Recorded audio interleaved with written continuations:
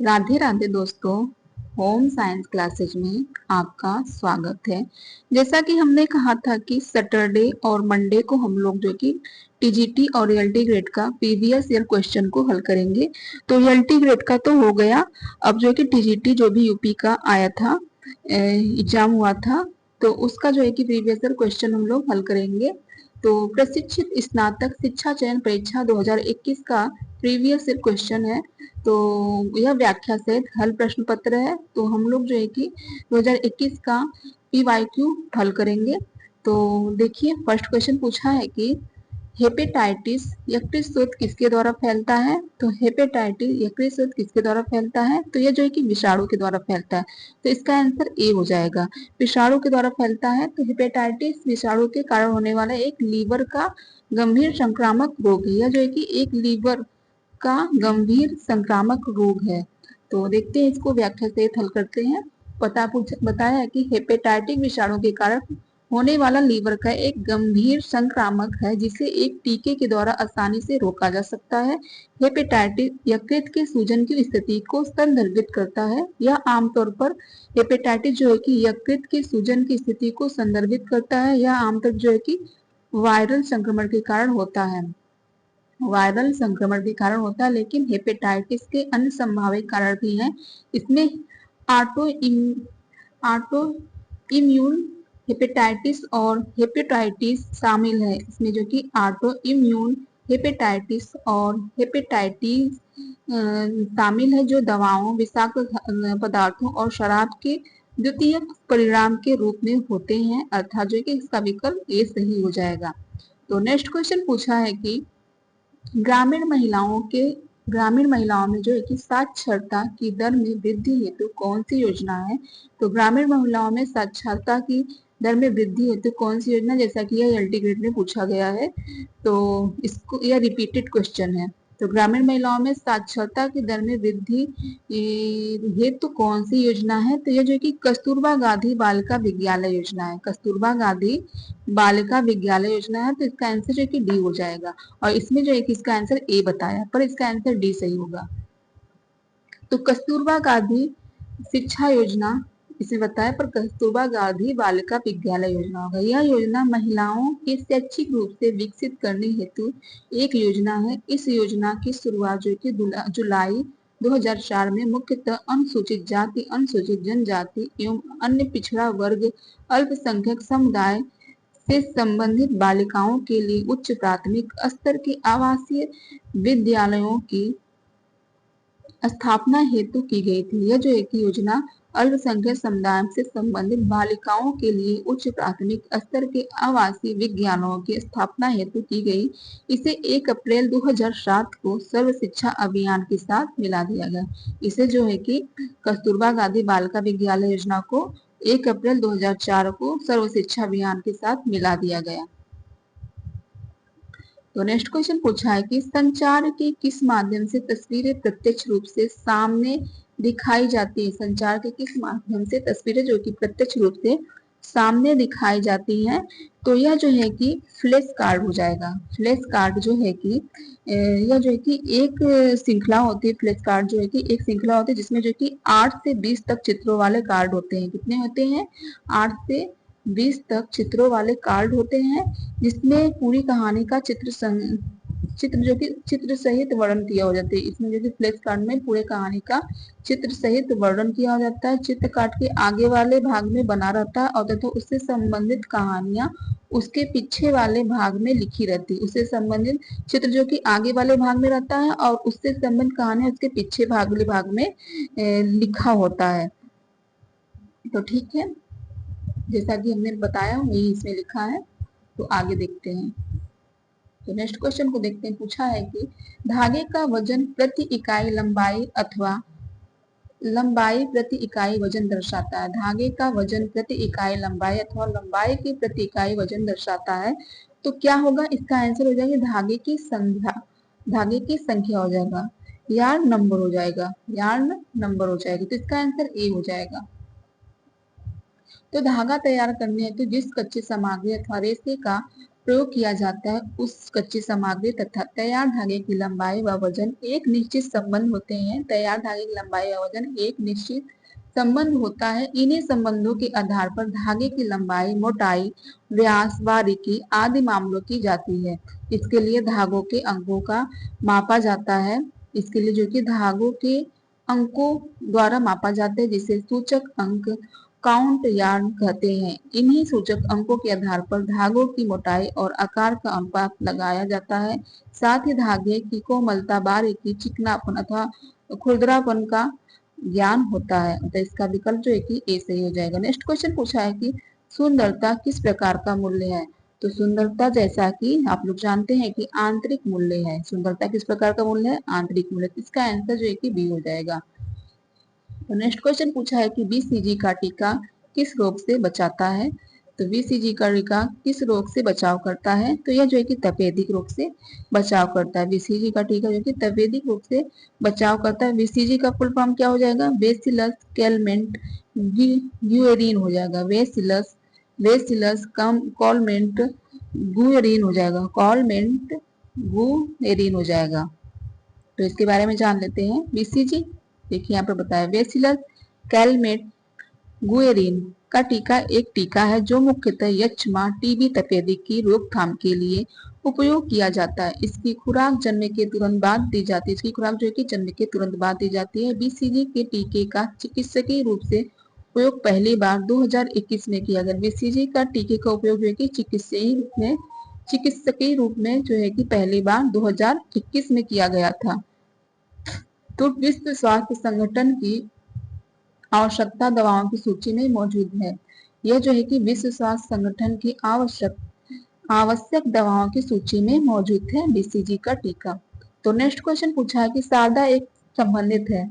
तो शारदा एक्ट किससे संबंधित है? तो यह जो है कि बाल विकास से संबंधित है, बाल विवाह से संबंधित है। इसका आंसर जो कि सी हो जाएगा, बाल विवाह से संबंधित है। तो इसके बारे में जानते हैं। बाल विवाह प्रतिबद्ध अधिनियम 28 सितंबर 1929 को imperial legislative council of India में पारित हुआ। यह क्वेश्चन बहुत इंपॉर्टेंट है, पूछ देगा बाल विवाह कब आया। तो यह जो कि 1929 में आया। कहाँ पर शामिल हुआ, पारित हुआ? तो यह जो कि imperial legislative council of India में पारित हुआ था। कहाँ पर पारित हुआ था? Imperial legislative council of India में पारित हुआ। इसमें जो कि लड़कियों की विवाह की आयु 14 वर्ष और लड़कों के विवाह की आयु जो कि 18 वर्ष तय की गई, जिसे बाद में लड़कियों के लिए 18 और लड़कों के लिए 21 वर्ष कर दिया गया। इसके प्रयोजन हरविलास शारदा थे। इसके प्रयोजन कौन थे? हरविलास शारदा थे, जिनके नाम पर इसे शारदा अधिनियम के नाम से जाना जाता है। तो नेक्स्ट क्वेश्चन पूछा है कि किस आयु में बालक प्रयत्न एवं भूल द्वारा सीखता है। तो जो है कि 0 से 2 वर्ष के बालक जो है कि प्रयत्न और भूल के द्वारा सीखता है। तो इसका आंसर ए हो जाएगा, 0 से 2 वर्ष। तो 0 से 2 वर्ष की आयु में बालक प्रयत्न एवं भूल द्वारा सीखता है। इस सिद्धांत को थॉर्नडाइक ने 1898 में प्रतिपादित किया। इस सिद्धांत को जो कि 1898 में प्रतिपादित किया। इस सिद्धांत के द्वारा उन्होंने यह पता लगाया कि पशुओं और मानवों को सिखाने में प्रयासों और भूलों का विशेष महत्व है। पशुओं और मानवों को सिखाने में प्रयास और भूलों का जो है कि विशेष महत्व है। नेक्स्ट क्वेश्चन पूछा है कि द्वितीयक रंग क्या है। तो द्वितीयक रंग क्या है? प्राथमिक रंगों के मिलाने से जो रंग बनता है उसे द्वितीयक रंग कहते हैं। तो इसका हो जाएगा आंसर, प्राथमिक रंगों के मिश्रण से बनाया गया रंग द्वितीयक रंग है। तो इसका आंसर ए हो जाएगा। तो फ्रांक के अनुसार रंगों का वर्गीकरण बताया है। प्राथमिक रंग, द्वितीयक रंग, माध्यमिक, मध्यवर्ती रंग, तृतीयक श्रेणी का रंग, चतुर्थ श्रेणी का रंग। तो फ्रांक ने रंगों को जो कि 5 रंग में बताया, प्राथमिक, द्वितीयक, मध्यवर्ती और तृतीयक, चतुर्थ श्रेणी का रंग। प्राथमिक रंग जो है कि पीला, लाल, नीला हो जाएगा। तो द्वितीयक रंग में जो कि लाल नीला मिलाने पर बैंगनी रंग हो जाएगा। पीला नीला मिलाने पर जो है कि हरा रंग और पीला लाल मिलाने पर नारंगी रंग हो जाएगा। तो नेक्स्ट क्वेश्चन पूछा है कि सिर पर लंबी पट्टी बांधने के लिए पट्टियों की आवश्यकता होती है। तो सिर पर लंबी पट्टी बांधने के लिए कितनी पट्टियों की आवश्यकता होती है? 1 पट्टी, 2 पट्टी, 3 पट्टी, 4 पट्टी। तो जो है कि 2 पट्टी की आवश्यकता है। इसका आंसर बी हो जाएगा। तो लंबी पट्टी प्रायः जो है कि जालीदार सूती कपड़े मार्किन द्वारा बनाई जाती है। किसकी बनाई जाती है? लंबी पट्टी प्रायः जालीदार सूती कपड़े और जो है कि मार्किन द्वारा बनाई जाती है। लंबी पट्टी सिर, उंगली, हाथ और पैर आदि पर बांधी जाती है। सिर पर प्रायः 2 पट्टियों का प्रयोग किया जाता है। सिर पर प्रायः कितनी पट्टी का प्रयोग किया? 2 पट्टियों का प्रयोग किया जाता है। तो नेक्स्ट क्वेश्चन पूछा है कि ICMR NIN और 2020 ICMR NIN 2020 RDA सारणी के अनुसार प्रति 2000 किलो कैलोरी पर फाइबर की प्रतिदिन की कितनी मात्रा निश्चित की गई है? तो इसमें जो है कि इसका आंसर 30 ग्राम बताया, पर अब इस समय 40 ग्राम हो गया है, तो इसका आंसर इसमें ए हो जाएगा। तो ICMR NIN 2020 RDA सारणी के अनुसार प्रति 2000 किलो कैलोरी पर फाइबर की प्रतिदिन की मात्रा 40 mg निश्चित की गई है, लेकिन आयोग ने इसका उत्तर 30 mg माना है। इसका उत्तर जो है कि 30 mg माना है। नेक्स्ट क्वेश्चन पूछा है कि पारिवारिक संसाधन के प्रकार हैं। तो पारिवारिक संसाधन के प्रकार कौन से हैं? तो मानवीय और अमानवीय संसाधन जो है कि पारिवारिक संसाधन के प्रकार है, तो इसका आंसर ए हो जाएगा। तो ग्रास एवं कैंडल ने मानव संसाधन को मानवीय तथा अमानवीय संसाधनों के रूप में वर्गीकृत किया। इन्होंने समय को मानवीय माना है तथा निखिल एवं डार्सी ने साधन को मानवीय और अमानवीय माना है। इन्होंने ग्रास एवं कैंडल ने जो है कि समय को मानवीय माना है, पर निखिल एवं डार्सी ने जो है कि समय को अमानवीय माना है। तो संसाधनों का वर्गीकरण जो है कि देखिए, संसाधनों का वर्गीकरण मानवीय साधन, अमानवीय साधन। मानवीय साधन में जो है कि समय, शक्ति, रुचि, कौशल, ज्ञान, अभिवृत्ति तो जिन्हें छुआ ना जा सके। समय, शक्ति, रुचि, कौशल, ज्ञान, अभिवृत्ति को छुआ नहीं जा सकता है, तो यह जो कि मानवीय ज्ञान है। और अमानवीय साधन जो है कि धन, पुस्तकालय, उद्यान जिसे छुआ जा सके, वह अमानवीय साधन है। तो नेक्स्ट क्वेश्चन पूछा है कि जब फ्लोट वार्प यान से बनता है तो कहलाता है। जब फ्लोट वार्प यान से बनता है तो क्या कहलाता है? तो जो है कि यह कहलाएगा शाटिन बुनाई या साटिन बुनाई। तो इसका हो जाएगा शाटिन बुनाई। इसका क्या हो जाएगा? साटिन बुनाई। यस से TI शाटिन बुनाई या ताना बुनाई होगा, और यस एक डबल TN होगा, यह बाना बुनाई हो, साटिन हो जाएगा। हिंदी में आप लोग मत देखिए, ज्यादातर इंग्लिश में देखिए। यस से TIN होगा तो यह ताना बुनाई लंबवत हो जाएगा। यस से डबल TN हो जाएगा तो यह बाना बुनाई रहेगा। तो जब फ्लोट वार्प यान से बनता है, तो वार्प यान किसे कहा जाता है? वार्प यान को ही ताना कहा जाता है। वेफ्ट यान जो है कि बाना बुनाई है। तो वार्प यान से बनता है तो यह जो कि स्टार्टिंग बुनाई हो जाएगी। इसका आंसर ए हो जाएगा। जब फ्लोट वार्प यान से बनता है तो साटिन बुनाई कहलाती है। शेटिन बुनाई वह बुनाई है जिसमें ताने का सूत्र 4 धाराओं के सूत्रों से ऊपर से तैरता हुआ हो, जैसे 4/1 हो तो यह शेटिन बुनाई कहा जाएगा। और यही 1/4 रहेगा तो यह बाना बुनाई मतलब शाटिन बुनाई कहा जाएगा। तो भराव के सूत्रों के ऊपर से तैरता है 4/1 5वें भराव के सूत्र के साथ गूथा जाता है। साथ ही बढ़ते क्रम में यह दाएं एवं बाएं ओर के 2 ताने के सूत्र को छोड़कर गूथा जाता है। शेटिन बुनाई तीसरी आधार बुनाई है जो कि समान करघे पर बनाई जाती है, और इस बुनाई से बने वस्त्र शेटिन यस से TIN और शाटिन जो है कि यस से TEEN कहलाते हैं, अर्थात विकल्प इसका ए सही हो जाएगा। तो नेक्स्ट क्वेश्चन पूछा है कि शिशु मृत्यु दर की गणना की जाती है। तो शिशु मृत्यु दर की गणना इसमें की जाती है जन्म लेने वाले प्रति 1000 शिशुओं के आधार पर जो है कि शिशु मृत्यु दर की गणना की जाती है। तो इसका आंसर ए हो जाएगा। 1000 शिशु के आधार पर की जाती है। शिशु मृत्यु दर जो है कि प्रति 1000 जीवित जन्मे शिशुओं में से 1 वर्ष या इससे कम उम्र में मर गए शिशुओं की संख्या है। परंपरागत रूप से दुनिया भर में शिशु मृत्यु का सबसे आम कारण दस्त से हुए निर्जलीकरण है। सबसे आम कारण क्या है? दस्त से हुए निर्जलीकरण है। 1990 के दशक के अंत तक निर्जलीकरण से शिशु मृत्यु की दूसरी सबसे आम वजह थी, जो कि वर्तमान में सबसे आम कारण निमोनिया हो गई। वर्तमान में क्या हो गई है? निमोनिया। पहले जो कि दस्त था, अब निमोनिया, निर्जलीकरण। तो इसका विकल्प जो है कि बी सही हो जाएगा। नेक्स्ट क्वेश्चन पूछा है, ग्रामीण स्वास्थ्य योजना का शुभारंभ किस वर्ष किया गया था? ग्रामीण स्वास्थ्य योजना का शुभारंभ किस वर्ष किया गया था? तो 1977 में किया गया। तो इसका आंसर सी हो जाएगा, 1977 में।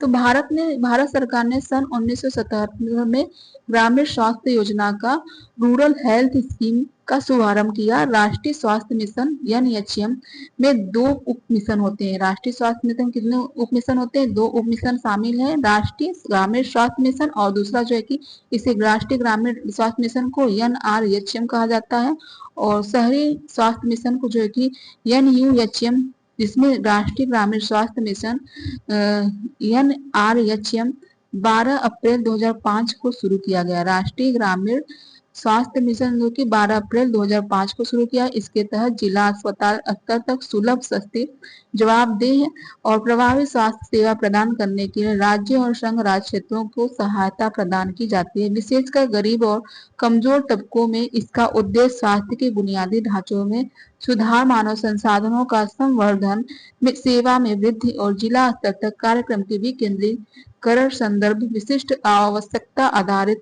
हस्तक्षेपों की सुविधा प्रदान करने के लिए अंतर और अंतर क्षेत्रीय अभिसरण में सुधार और संसाधनों के प्रभावी उपयोग को बढ़ावा देने के माध्यम से ग्रामीण स्वास्थ्य सेवा में अंतर को कम करना है। नेक्स्ट क्वेश्चन पूछा है कि उज्ज्वला योजना की शुरुआत हुई। तो उज्ज्वला योजना की शुरुआत कब हुई? तो उज्ज्वला योजना की शुरुआत जो है कि इसमें बताया गया है उज्ज्वला योजना की शुरुआत 1 मई 2016 को हुई है। 1 मई 2016 को हुई है।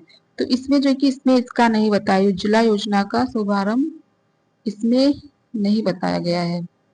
तो 1 मई 2016 को जो है कि इसमें बताया, पेट्रोलियम और प्राकृतिक गैस मंत्रालय ने प्रधानमंत्री उज्ज्वला योजना को एक प्रमुख योजना के रूप में प्रस्तुत किया, जिसका उद्देश्य ग्रामीण और वंचित परिवार के लिए रसोई गैस जैसे स्वच्छ खाना पकाने के ईंधन को उपलब्ध कराना है।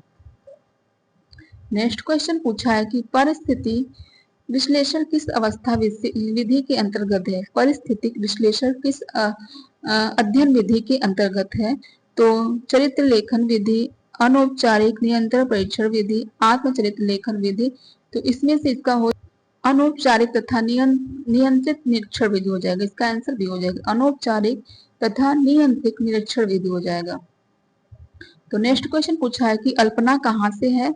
तो अल्पना जो कि बंगाल का है। तो अल्पना बंगाल का, तो इसका आंसर की हो जाएगा अल्पना जो कि एक रंगोली है। तो नेक्स्ट क्वेश्चन पूछा है कि यह शुभ अवसरों पर चावल और आटे से बनाई जाती है। अल्पना किससे बनाई है? चावल और आटे से बनाई जाती है। निम्नलिखित में से कौन सा स्त्री प्रजनन अंगों में नहीं आता है? निम्नलिखित में से कौन सा जो है कि स्त्री प्रजनन अंगों में नहीं आता है? तो वास्प डिफरेंस, डिंब ग्रंथि, गर्भाशय, फैलोपियन ट्यूब। तो वास्प डिफरेंस जो है कि नहीं आता है। तो इसका हो जाएगा ए, यह नहीं आएगा। डिंब ग्रंथि और गर्भाशय, फैलोपियन ट्यूब, ये जो है कि स्त्री प्रजनन अंग में आता है। तो नए जीव के निर्माण व विकास की दृष्टि से स्त्री प्रजनन तंत्र के निम्नलिखित अंग कौन कौन से हैं? तो देखिए, आंतरिक अंग, वांग। आंतरिक अंग में जो है कि 5 है। तो अंडाशय या डिंब ग्रंथि, ओवरी कहा जाता है इसे, और अंडवाहिनी या डिंब वाहिनी, जिसे फैलोपियन ट्यूब कहा जाता है, गर्भाशय, यूट्रस और योनि, वेंजाइना। तो वह अंग में जो देखिए मांस प्यूबिस होगा, labia majora, perineum, labia minora, clitoris, vestibule, योनि का वात छिद्र, मूत्र मार्ग का वात छिद्र। तो वेस्ट डिफरेंस स्त्री प्रजनन अंग जो कि नहीं आता है। तो नेक्स्ट क्वेश्चन देखते हैं। पूछा है कि निम्नलिखित में से कौन सा विनियोग नहीं है? इनमें से कौन सा जो है कि विनियोग नहीं है? तो जीवन बीमा है, अल्पकालीन विनियोग है, बटुआ विनियोग नहीं है, या नहीं है। तो इसका आंसर सी हो जाएगा, दीर्घकालीन विनियोग भी है। तो जब व्यक्ति अपना उपभोग स्थगित करता है और इससे धन की बचत करता है, और जब यह धन बैंक में जमा किया जाता है, इससे किसी प्रतिष्ठा के अंश खरीदे जाते हैं, तो इसे क्या कहा जाता है? धन विनियोग कहा जाता है। जब व्यक्ति अपना उपभोग स्थगित करता है और इससे धन की बचत करता है, और जब यह धन बैंक में जमा किया जाता है या इससे किसी प्रतिष्ठा के अंग खरीदे जाते हैं तो इससे जो है कि धन धन का विनियोग कहा जाता है। विनियोग जो है कि 3 रूप में किया जाता है: जीवन बीमा, लाइफ इंश्योरेंस, अल्पकालीन विनियोग शॉर्ट टर्म इंश्योरेंस, और दीर्घकालीन विनियोग लॉन्ग टर्म इंश्योरेंस। बटुआ जो कि विनियोग नहीं है, बटुआ जो है कि विनियोग में नहीं आता है। तो नेक्स्ट क्वेश्चन पूछा है कि मर्सराइजिंग परिसज्जा में कौन सा रसायन प्रयोग किया जाता है? मर्सराइजिंग परिसज्जा में कौन सा रसायन प्रयोग किया जाता है? तो अमोनिया, बोरिक अम्ल, कॉस्टिक सोडा। तो इसमें से जो है कि कोई नहीं, तो इसमें इसका हो जाएगा कॉस्टिक सोडा। मर्सराइजिंग परिसज्जा में जो कि कॉस्टिक सोडा का प्रयोग किया जाता है, इसका आंसर सी हो जाएगा। तो मर्सराइजिंग परिसज्जा द्वारा वस्त्र की सतह को सुंदर, कोमल, चिकना, चमकदार एवं कांति युक्त बनाया जाता है। अधिकतर यह परिसज्जा सूती धागों एवं वस्तुओं पर की जाती है। मर्सराइजिंग प्रक्रिया का आविष्कार सन 1844 ईस्वी में इंग्लैंड निवासी जॉन मार्शल ने किया था। किसने किया था? 1844 ईस्वी में इंग्लैंड निवासी जॉर्ज मार्शल ने मर्सराइजिंग प्रक्रिया का आविष्कार 1944 में किया था। उन्हीं के नाम पर इस प्रक्रिया का नाम भी मर्सराइजिंग रखा गया। तो मर्सराइजिंग प्रक्रिया का आविष्कार किसने किया था? 1844 में जो है कि 1844 में इंग्लैंड निवासी जॉन मार्शल ने किया था। उन्हीं के नाम पर जो है कि मर्सराइजिंग रखा गया था। लीलन की वस्तु पर भी यह परिसज्जा सफलतापूर्वक दी जाती है। लीलन की वस्तु पर जो है कि यह परिसज्जा सफलतापूर्वक दी जाती है। मर्सराइजिंग प्रक्रिया में धागे को मर्सराइज्ड करने के लिए पहले इसे कॉस्टिक सोडे के डंडे सॉरी ठंडे घोल में डाला जाता है। मर्सराइजिंग करने के लिए पहले यह कॉस्टिक सोडे के ठंडे घोल में डाला जाता है, जिससे इसकी ऐंठन कम हो जाती है और धागे की चमक बढ़ जाती है। जिससे इसकी ऐंठन जो कि कम हो जाती है और धागे की चमक बढ़ जाती है। नेक्स्ट क्वेश्चन पूछा है कि अनिवार्य बचत का उदाहरण क्या है? अनिवार्य बचत का इनमें से उदाहरण क्या है? तो समान भविष्य निधि, बैंक जमा, LIC। तो LIC है अनिवार्य बचत का उदाहरण, LIC है। इसका आंसर सी सही हो जाएगा। सॉरी, इसका समान भविष्य निधि होगा, इसमें इसका समान भविष्य निधि दिया गया है, तो इसका आंसर GPF हो जाएगा। अनिवार्य बचत उदाहरण है GPF, समान भविष्य निधि। तो यह एक अनिवार्य बचत योजना है। सरकारी, अर्ध सरकारी, गैर सरकारी अथवा निजी संस्थाओं में कार्य करने वाले कर्मचारियों, अधिकारियों के लिए यह एक अनिवार्य बचत योजना है। क्या? GPF, जिसे समान भविष्य निधि कहा जाता है। इन्हें अपनी सेवा का प्रथम वर्ष पूरा होने के उपरांत भविष्य निधि योजना का सदस्य अनिवार्य रूप से बनाना पड़ता है। इसमें जमा किए जाने वाले राशि कर्मचारियों के वेतन से सीधे ही काट लिया जाता है। इसमें जो कि जमा की वाले करने वाले जो राशि है कर्मचारियों के वेतन से जो है कि सीधे काट ली जाती है। उन्हें बचत करने के लिए बहुत अधिक भार नहीं उठाना पड़ता है। इन्हें बचत करने के लिए कि जब काट लिया जाता है तो इन्हें बचत करने के लिए बहुत अधिक भार नहीं उठाना पड़ता है। नेक्स्ट क्वेश्चन पूछा है कि विश्व स्वास्थ्य संगठन की स्थापना कब हुई? विश्व स्वास्थ्य संगठन की स्थापना जो है कि 1900 इसमें की 1945 बताया है, पर 1948 में हुई थी। तो विश्व स्वास्थ्य संगठन तो इसका हो जाएगा 1945। तो इसके बारे में देखिए बताइए क्या बताया गया है।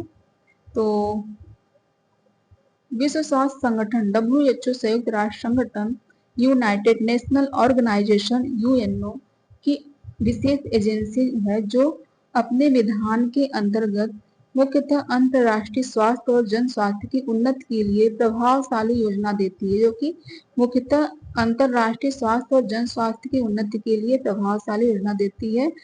यूं तो इस संगठन का जन्म अप्रैल 1945 में ही हो गया था, लेकिन इसकी स्थापना इसका संगठन देखिए, इसका संगठन जो कि अप्रैल 1945 में हो गया था, लेकिन इसकी स्थापना 7 अप्रैल 1948 में हुई। इसकी स्थापना 7 अप्रैल 1948 को ही। इसका प्रधान कार्यालय जिनेवा, स्विट्जरलैंड। इसका प्रधान कार्यालय कहाँ पर? जिनेवा, स्विट्जरलैंड है। चूंकि इस संस्था की स्थापना 7 अप्रैल को हुई थी, अतः इसी कारण इसे 7 अप्रैल को विश्व स्वास्थ्य दिवस के रूप में मनाया जाता है। यह बहुत इंपॉर्टेंट क्वेश्चन है, जीके जीएस में भी पूछा जाता है कि विश्व स्वास्थ्य संगठन की स्थापना, विश्व स्वास्थ्य संगठन दिवस कब मनाया जाता है? तो 7 अप्रैल को। यह बहुत इंपॉर्टेंट क्वेश्चन है, तो इसे याद कर लीजिए। विश्व स्वास्थ्य संगठन दिवस 7 अप्रैल को मनाया जाता है। तो नेक्स्ट क्वेश्चन पूछा है कि निकिल एवं डार्सी के अनुसार मानवीय संसाधन है। निकिल एवं डार्सी के अनुसार मानवीय संसाधन इनमें से कौन सा है? तो मानवीय संसाधन जो कि समय, शक्ति, धन। तो धन जो है कि मानवीय नहीं है, अमानवीय संसाधन है। और समय भी निकिल एवं डार्सी ने अमानवीय ही माना है, शक्ति केवल है मानवीय।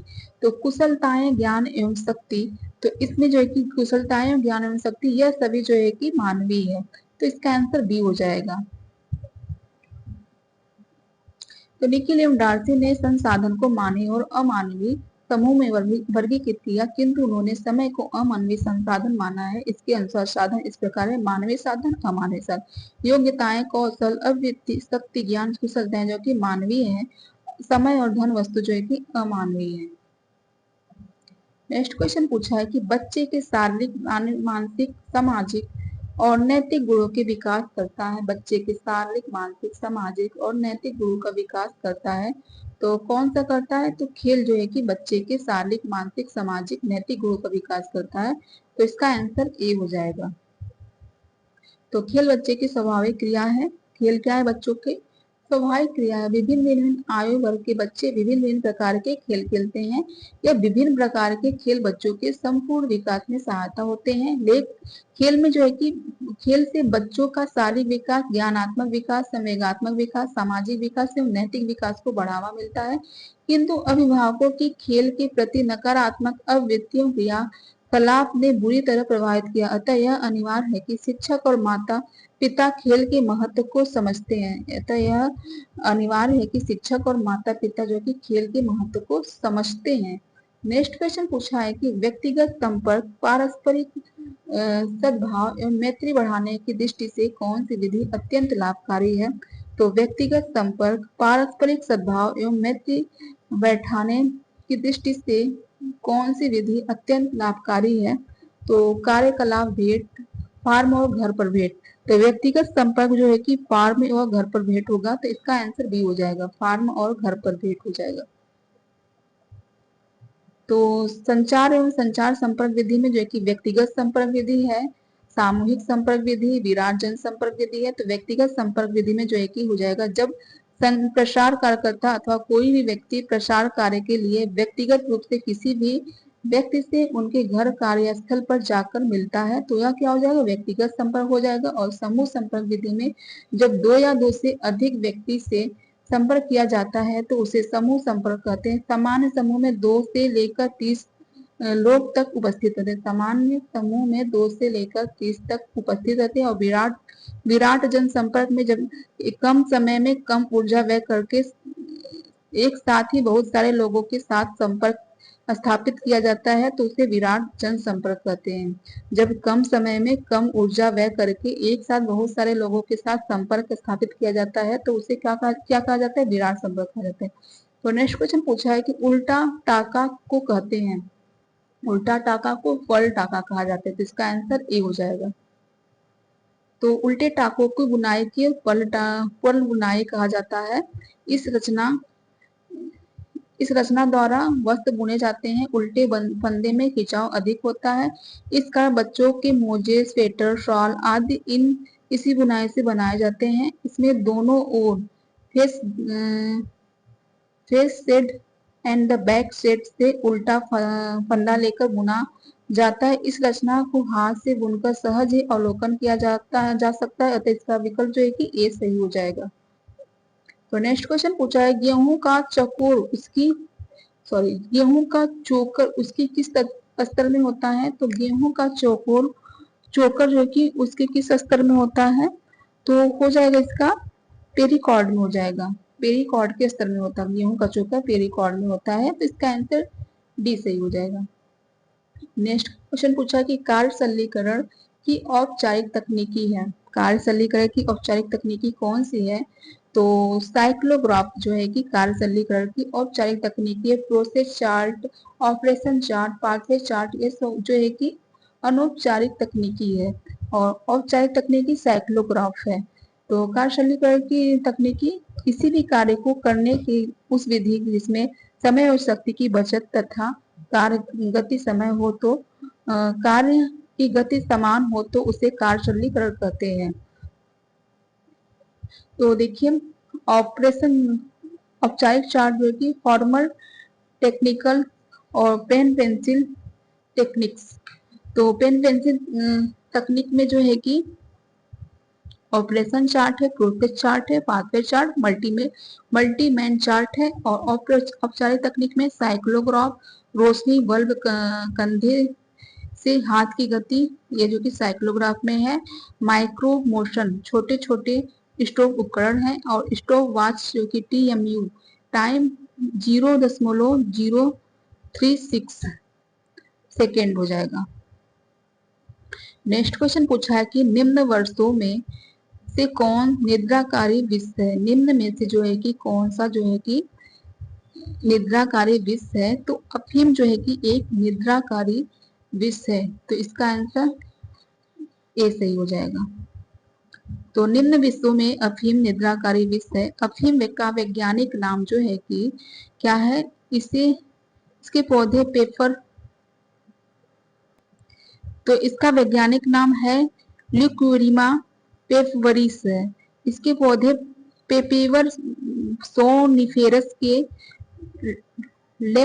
लेटेक्स को सुखाकर इसे तैयार किया जाता है। इसके पौधे पेपर से सोनिफेरस के लेटेक्स को सुखाकर इसे तैयार किया जाता है। अफीम में 12% मार्फिन पाई जाती है, जिसको प्रसंस्कृत करके हेरोइन एक प्रकार का मादक पदार्थ या ड्रग तैयार किया जाता है। हेरोइन जो कि एक प्रकार का मादक पदार्थ या ड्रग तैयार किया जाता है। तो नेक्स्ट क्वेश्चन पूछा है कि झाड़ू लगाना किस प्रकार का कार्य है। तो झाड़ू लगाना किस प्रकार का कार्य है, हल्का कार्य, समान कार्य, कठिन कार्य। तो मॉडरेट वर्क, लाइट वर्क या स्ट्रॉन्ग, तो कठिन कार्य में होगा। सामान्य कार्य, तो झाड़ू लगाना जो है कि क्या हो जाएगा, झाड़ू लगाना सामान्य कार्य, कठिन कार्य नहीं इसमें बताया, कठिन कार्य पर समान कार्य रहेगा। तो इसका आंसर सी इसमें बताया गया है। लिंगवर्दी एवं बेरेट ने शक्ति व्यवस्था संबंधित अनेक प्रयोग किए। इन्होंने विभिन्न घरेलू क्रियाओं को निम्नलिखित 3 वर्गों में विभाजित किया है: हल्का कार्य, मध्य कार्य, श्रमशील कार्य। तो हल्का कार्य में जो कि हाथ व मशीन द्वारा सिलाई, बुनाई, रफू करना, लिखना आदि होता है। मध्य कार्य में शिशु को, मॉडरेट वर्क में शिशु को वस्त्र पहनाना, छोटे वस्त्रों पर प्रेस करना, टॉयल, नेपकिन, ब्लाउज, बर्तन धोना और पैर की मशीन से सिलाई करना, कमरों की सफाई करना, झाड़ू पोछा लगाना। देखिए झाड़ू पोछा लगाना यह मध्य कार्य, मॉडरेट वर्ग में आएगा। और श्रम शक्ति कार्य, देखिए श्रम शक्ति कार्य में जो कि बड़े वस्त्र धोना, चादर धोना, फर्श धोना एवं झाड़ना आदि। अर्थात विकल्प डी जो कि 20, लेकिन आयोग ने इसका सी, इसमें भी लिखी बताया 20 सही है, पर आयोग ने इसे सी माना है, आयोग ने इसे सी माना है, पर 20 सही है। मध्यम कार्य, आप लोग इसे मध्यम जब पूछेगा तो मध्यम कार्य ही बताइएगा, नहीं तो फंस सकते हैं। तो नेक्स्ट क्वेश्चन पूछा है कि निम्नलिखित में से कौन सा कारक संज्ञानात्मक विकास को प्रभावित कर। इसमें देखिए फंसने का काम है। देखिए मशीन द्वारा सिलाई करना, जो कि हाथ की मशीन द्वारा सिलाई करने का पूछे तो हल्का कार्य में होगा, और यही पूछे कि पैर की मशीन से सिलाई करना तो यह मध्यम कार्य में आएगा। यह फंसने वाला क्वेश्चन है। हाथ की सिलाई जो कि हाथ व मशीन द्वारा सिलाई करने से हल्का कार्य होगा, और पैर की सिलाई करने से वह मध्यम कार्य में आ जाएगा। तो नेक्स्ट क्वेश्चन देखते हैं। पूछा है कि निम्नलिखित में से कौन सा कारक संज्ञानात्मक विकास को प्रभावित करता है। निम्नलिखित में से कौन सा कारक जो है कि संज्ञानात्मक विकास को प्रभावित करता है। तो अनुवांशिकता, ज्ञानेंद्रिया, मस्तिष्क विकार, उपरोक्त सभी। तो उपरोक्त सभी जो है कि अनुवांशिकता, ज्ञानेंद्रिया, मस्तिष्क विकार संज्ञानात्मक विकास को प्रभावित करता है। तो इसका आंसर सभी हो जाएगा, ऑल ऑफ द अबव। तो नेक्स्ट क्वेश्चन पूछा है कि दिए गए विकल्पों में प्रसार शिक्षा की सर्वोच्चतम विधि कौन सी है? दिए गए विकल्पों में प्रसार शिक्षा की सर्वोच्चतम विधि इनमें से कौन सी है? तो प्रदर्शनी है। तो इसका आंसर बी से हो जाएगा, प्रदर्शनी। तो ठीक है, आगे देखते हैं, अच्छा पढ़ लेते हैं। तो प्रदर्शनी का प्रसार शिक्षण की महत्वपूर्ण योगदान है। प्रदर्शनी के माध्यम से प्रसार कार्यकर्ता उन्नत किस्म के बीजों को प्रयोग कर अधिक फसल उत्पादन के परिणाम को ग्रामीण जनता तक पहुंचा सकता है। नवीन कृषि यंत्रों उपकरणों की जानकारी प्रदान करके फल सब्जी संरक्षण करने, पीसे मसालों पैकिंग करने आदि से संबंधित जानकारी प्रदर्शनी लगाकर दी जाती है, जो कि फल सब्जी संरक्षण करने, पीसे मसालों को पैकिंग करने आदि से संबंधित जानकारी प्रदर्शनी लगाकर दी जा सकती है। जिस प्रकार बड़े स्तर पर शहरों में किताबें, ऊनी वस्त्रों, घरेलू उपकरणों, बिजली के सामानों आदि की प्रदर्शनी लगाई जाती है, ठीक उसी प्रकार गांवों में भी प्रसार कार्यकर्ता चार्ट, पोस्टर, फोल्डर, तस्वीरें, किताबें, मॉडल आदि की प्रदर्शनी लगाई जाती है। जिस प्रकार जो है कि बड़े स्तर पर शहरों में किताबें, ऊनी वस्त्रों, घरेलू उपकरणों, बिजली के सामानों आदि की प्रदर्शनी लगाई जाती है, उसी प्रकार ठीक जो है कि गाँव में चार्ट, पोस्टर, फोल्डर, तस्वीरें, किताबें, मॉडल आदि की प्रदर्शनी लगाकर जागरूकता उत्पन्न की जाती है। तो नेक्स्ट क्वेश्चन पूछा है कि प्रथम 4 सप्ताह में होने वाले शिशु मृत्यु दर का कारण क्या है? तो श्वास रोधक, जन्मजात असमानताएं, संक्रमण, उपयोग सभी। तो प्रथम 4 सप्ताह में होने वाले शिशु मृत्यु दर का कारण हो जाएगा उपरोक्त सभी है। यह सभी जो है कि शिशु मृत्यु दर का कारण, तो इसका आंसर जो है कि डी सही हो जाएगा। तो नेक्स्ट क्वेश्चन पूछा है कि बाल विकास विभिन्न पहलू हैं। तो बाल विकास किसके विभिन्न पहलू हैं? शारीरिक विकास का, गत्यात्मक विकास का, भाषा विकास का। तो उपरोक्त सभी के विभिन्न पहलू, तो इसका आंसर डी सही हो जाएगा, उपरोक्त सभी।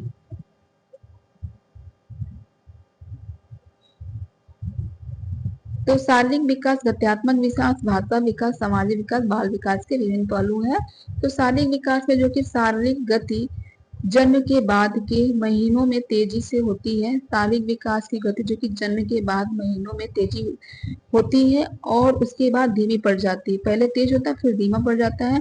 और गत्यात्मक विकास में शिशु में विभिन्न कौशलों का विकास, चीजों को हाथ में लेना, स्वतः बैठना, घुटनों के बल चलना, ये सभी जो कि गत्यात्मक विकास में आ जाएंगे। और भाषा विकास में जो है कि ग्रहणशीलता भाषा, दूसरे की बात को समझ में क्रमित विकास होता है। ग्रहणशीलता भाषा में क्रमित विकास होता है, जिसकी शुरुआत लगभग 6 महीने की आयु में हो जाती है। भाषा विकास जो है कि ग्रहणशीलता भाषा में क्रमित विकास होता है, जिसकी शुरुआत कब से होती है? 6 महीने की आयु में हो जाती है। और सामाजिक विकास जो है कि घर के बाहर छोटे समूह के भागीदारी बच्चे के सामाजिक संपर्कों को बढ़ाती है। सामाजिक विकास जो कि घर के बाहर छोटे समूह में भागीदारी बच्चे के सामाजिक संपर्कों को बढ़ाती है। तो नेक्स्ट क्वेश्चन पूछा कि टार्सन प्रयास है। तो टार्सन प्रयास जो है कि देखिए झुकना, बैठना जो कि टार्सन प्रयास है, तो इसका आंसर ए हो जाएगा। तो गृह व्यवस्थापन क्रिया में प्रयुक्त प्रयास कौन से हैं? मानसिक प्रयास, शारीरिक प्रयास, पैडल प्रयास, दृश्य प्रयास, टॉर्सल प्रयास। तो मानसिक प्रयास में जो कि तर्क करना, निर्णय लेना, सोचना, याद रखना आदि होता है। और शारीरिक प्रयास में जो कि बर्तन धोना, किसी चीज को ढकना, समस्त घरेलू कार्य करना, यह सभी शारीरिक प्रयास है। और पैडल प्रयास में खड़ा होना, चलना, दौड़ना, उठना जो कि पैरों से जितने काम होते हैं वो पैडल प्रयास हो गया। और दृश्य प्रयास जितना देखा जाता है, देखना, खोजना, समायोजित करना। और टर्सल प्रयास में झुकना, बैठना, खेती करना, खेती बाड़ी का काम करना, फसल काटना, यह सब जो है कि टार्सल प्रयास हो जाएगा। तो नेक्स्ट क्वेश्चन पूछा है कि बच्चों का विकास निम्न का परिणाम है। बच्चों का विकास किसका परिणाम है? सिर्फ सीखने का, सिर्फ परिपक्वता का, सिर्फ व्यक्तिगत भिन्नताओं का, सीखने और परिपक्वता दोनों का। तो इसका आंसर जो है कि डी सही हो जाएगा। तो नेक्स्ट क्वेश्चन पूछा है कि ऊर्जा को मापने की विधि को कहते हैं। तो ऊर्जा को मापने की विधि को क्या कहते हैं? तो फोटोमेट्री, ज्यामेट्री, तापमान, कैलोरीमेट्री। तो ऊर्जा की मापने की विधि को जो है कि हम लोग कहते हैं कैलोरीमेट्री कहते हैं, कैलोरीमेट्री कहते हैं। तो इसका आंसर डी सही हो जाएगा। तो नेक्स्ट क्वेश्चन पूछा कि जठर रस में पाए जाने वाला एंजाइम है, जठर रस में पाए जाने वाला एंजाइम कौन सा है? तो लाइपेज, पेप्सिन, एमाइलेज, ट्रिप्सिन। तो जठर रस में पाए जाने वाला एंजाइम जो कि पेप्सिन है, इसका आंसर बी हो जाएगा। तो नेक्स्ट क्वेश्चन इसके बारे में जानते हैं। तो अमाशय रस में अमाशय के म्यूकस स्तर में स्रावित होता है। अमाशय रस जो कि अमाशय के म्यूकस रस में शामिल होता है। यह एक रंगहीन खट्टा तरल द्रव्य है जिसमें 0.2 से 2.0% हाइड्रोक्लोरिक अम्ल या Cl होता है। इसमें पेप्सिन, रेनिन, लाइपेज, एमाइलेज होते हैं। इसमें जो कि पेप्सिन, रेनिन, लाइपेज, एमाइलेज होते हैं। अमाशय रस अम्लीय होता है। अमाशय रस जो है कि अम्लीय होता है। इसका pH 0.9 से 1.5 होता है। इसका pH जो है कि 0.9 से 1.5 होता है।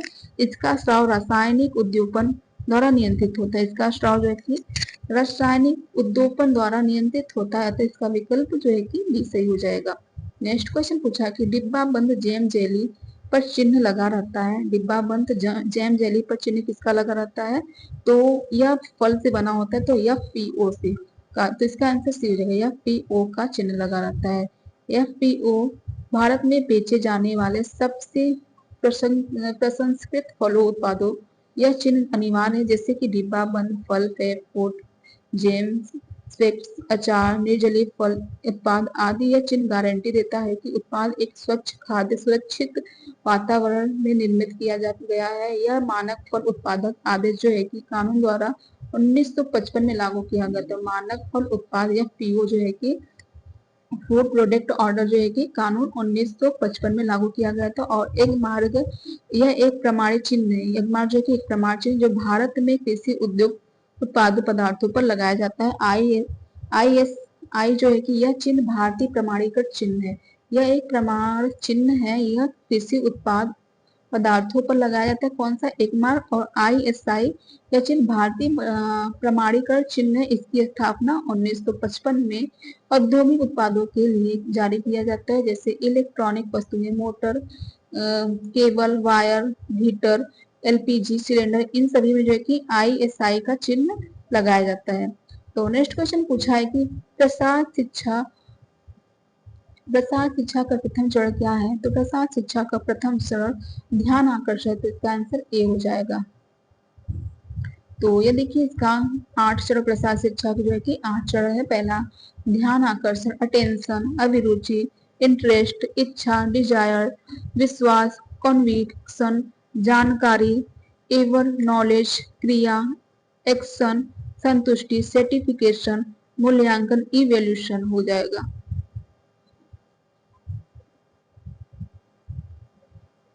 तो नेक्स्ट क्वेश्चन है, पूछा कि स्कोरिंग का प्रयोग होता है। तो स्कोरिंग का प्रयोग जो है कि किसमें होता है? तो इसका प्रयोग ऊन में होता है। स्कोरिंग का प्रयोग जो है कि ऊन में होता है। इसका आंसर ए सही हो जाएगा।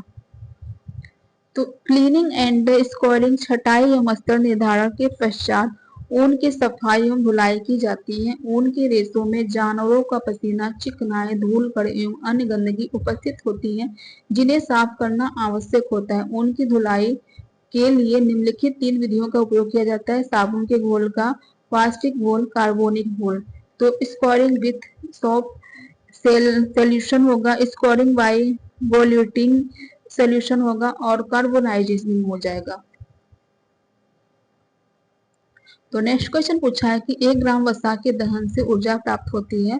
तो 1 ग्राम वसा के दहन से ऊर्जा कितनी प्राप्त होती है? जैसा कि आप लोग जानते हैं 9 किलो कैलोरी होती है। तो इसका आंसर डी हो जाएगा। और 1 ग्राम प्रोटीन से 4 किलो कैलोरी, और 1 ग्राम कार्बोहाइड्रेट से उसका भी 4 ही हो जाएगा। तो इसका आंसर जो कि डी सही हो जाएगा। नेक्स्ट क्वेश्चन पूछा है कि प्रसव में पहले नितंब आना, उसके बाद टांगे और बाहें, अंत में सिर आना वह स्थित होता है। तो कहाँ पर स्थित होता है? पहले नितंब, टांगे, बाहें, फिर इसका जो कि ब्रिज जन्म हो जाएगा, ब्रिज जन्म। इसका आंसर बी ए सही हो जाएगा। तो शिशु जन्म के कई प्रकार हैं। एक सामान्य व स्वाभाविक प्रसव है, और दूसरा जो कि उल्टा प्रसव, और औजार व उपकरण द्वारा प्रसव, ऑपरेशन द्वारा प्रसव। सामान्य व स्वाभाविक प्रसव में जो कि शिशु जन्म के या प्राकृतिक और स्वाभाविक प्रक्रिया है, इसमें प्रसव के तीनों अवस्थाएं बारी बारी से क्रियान्वित होती है। इसमें जो कि प्रसव की तीनों अवस्थाएं बारी बारी से क्रियान्वित होती हैं। यह जो कि सामान्य प्राकृतिक प्रसव है, इसमें किसी कोई चीज की परेशानी नहीं होती है। और उल्टा प्रसव में जो कि इसे ब्रिज प्रसव भी कहते हैं, इसमें शिशु के पैर नीचे और सिर ऊपर होता है। इस प्रसव प्रक्रिया में औजार की मदद ली जाती है। इस प्रसव प्रक्रिया में औजार की मदद ली जाती है। और उल्टे प्रसव में तो औजार और उपकरण द्वारा प्रसव, औजार और उपकरण द्वारा प्रसव में देखिए तो इसका जब गर्भस्थ शिशु किन्हीं कारणवश समान प्रक्रिया द्वारा योनि मार्ग से स्वतः बाहर नहीं आता, स्वतः बाहर जब गर्भस्थ शिशु किन्हीं कारणवश समान प्रक्रिया या द्वारा योनि मार्ग में से जो कि स्वतः बाहर नहीं आ पाता है, तो औजार और उपकरणों की सहायता से योनि मार्ग को चौड़ा कर शिशु को बाहर निकाला जाता है। और जो है कि ऑपरेशन द्वारा प्रसव के द्वारा क्या होगा, जब शिशु सामान्य व प्राकृतिक प्रक्रिया द्वारा योनि से बाहर नहीं आता है, जब शिशु जो कि सामान्य व प्राकृतिक प्रक्रिया द्वारा योनि से बाहर नहीं आता है, तो माँ के उदर में चीरा लगाकर शिशु को बाहर निकाला जाता है। ज्यादातर यही ऑपरेशन ही प्रसव हो रहा है आजकल। तो नेक्स्ट क्वेश्चन पूछा है कि किस सन में कृषि प्रसार को संयुक्त राष्ट्र अमेरिका द्वारा मान्यता प्राप्त की गई, तो यह जो कि 1914 में की गई। तो इसका आंसर क्या हो जाएगा, बी। तो प्रसार शिक्षा का सबसे पहले प्रयोग ब्रिटेन में प्रारंभ हुआ था। कहाँ पर, ब्रिटेन में, यूनाइटेड किंगडम भी कहा जाता है इसे, में प्रारंभ हुआ। तत्पश्चात अमेरिका में प्रयोग किया गया। ग्रामीण पलायन को रोकने के लिए अमेरिकी राष्ट्रपति रूजवेल्ट ने एक आयोग का गठन किया। इसी आयोग को सिफारिश के आधार पर वर्ष 1914 में स्मिथ लीवर एक्ट पारित हुआ। इसी आयोग की सिफारिश के आधार पर जो है कि 1914 में स्मिथ लीवर एक्ट पारित हुआ तथा ग्रामीण विकास हेतु संस्थान शिक्षा व्यवस्था के क्षेत्र से बाहर विस्तार शिक्षा का विकास हुआ। नेक्स्ट क्वेश्चन पूछा है कि विश्व स्वास्थ्य संगठन कार्य करता है। विश्व स्वास्थ्य संगठन कार्य करता है निरोग व्यक्ति के लिए, समुदाय के लिए, माता और शिशु के लिए, उपयुक्त सभी के लिए। माता और शिशु के लिए जो कि विश्व स्वास्थ्य संगठन कार्य करता है, तो इसका आंसर क्या हो जाएगा, इसका आंसर जो है कि सी हो जाएगा। तो विश्व स्वास्थ्य संगठन विश्व के देशों स्वास्थ्य संबंधित समस्याओं पर आपसी सहयोग और मानव स्वास्थ्य संबंधित समाज विकास करने की संस्था है। विश्व स्वास्थ्य संगठन के 194 सदस्य देश हैं। विश्व स्वास्थ्य संगठन के कितने सदस्य, 194 सदस्य हैं जो संबद्ध सदस्य हैं। संबद्ध सदस्य। इस संस्था की स्थापना 7 अप्रैल 1948 में हुआ था। WHO का मुख्यालय जो कि स्विट्जरलैंड के जनेवा शहर में स्थित है। यह कई क्षेत्रों में कार्य करता है। मातृ, नवजात, बाल एवं किशोर स्वास्थ्य, संचारी रोग नियंत्रण, असंचारी रोग एवं स्वास्थ्य के सामाजिक निर्धारक, सार्वभौमिक स्वास्थ्य सेवा प्रसार, सतत विकास और स्वास्थ्य पर्यावरण, स्वास्थ्य तंत्रों का विकास, स्वास्थ्य संरक्षा और आपात स्थिति आदि, जो कि अतः विकल्प इसका क्या हो जाएगा, सी सही हो जाएगा। नेक्स्ट क्वेश्चन पूछा है कि लिखित एवं छपी सामग्री किस प्रकार का साधन है। लिखित एवं छपी सामग्री जो कि दृश्य साधन है। इसका आंसर बी सही हो जाएगा। तो नेक्स्ट क्वेश्चन देख लीजिए। लिखित शब्दों को प्रसार शिक्षा में अति महत्वपूर्ण स्थान है। इसे कदापि नकारा नहीं जा सकता। जो नीचे हम सुनते हैं उसे कुछ ही दिनों में भूल जाते हैं, परंतु लिखी हुई चीजों को हम बार बार पढ़कर स्मरण कर सकते हैं। लिखी हुई चीजों को हम बार बार जो है पढ़कर स्मरण कर सकते हैं तथा जिसे पृष्ठ के पैराग्राफ को जब चाहे तब पढ़ सकते हैं। अखबार, पुस्तकें, पत्र पत्रिकाएं, लिंफलेट, फुलटेज, परिपत्र आदि ऐसे शिक्षक सामग्री जिनकी उपयोग उपादेयता कभी कम नहीं होगी, यह दृश्य साधन के अंतर्गत आते हैं। नेक्स्ट क्वेश्चन पूछा है कि बहुउद्देशीय भोज्य पदार्थ किसने विकसित किया था। बहुउद्देशीय भोज्य पदार्थ किसने विकसित किया था, तो इसका हो जाएगा CFRTI मैसूर द्वारा विकसित किया गया था। तो इसका आंसर बी सही हो जाएगा। तो भारतीय बहुउद्देशीय भोज्य पदार्थ इंडियन मल्टीपर्पसेस फूड स्कूल पूर्व बालकों के लिए FTRI, Mysore central food technical research institute Mysore, इसका फुल फॉर्म है CFTRI का, central food technical research institute Mysore द्वारा तैयार किया गया। इसमें 75% भाग कम वसामय मूंगफली का आटा, low fat ground and floor floor तथा 25% भाग भुने चने को मिलाकर तैयार किया गया। इसमें जो कि 75% जो कि वसामय मूंगफली का आटा होता है और 25% जो कि भुने चने का मिलाकर तैयार किया जाता है। इस तैयार मिश्रण को vitamin A, D, thiamine, riboflavin तथा कैल्शियम कार्बोनेट को मिलाकर दृढ़ किया जाता है ताकि बालकों को दैनिक पोषण पदार्थ उनकी पूर्ति हो सके।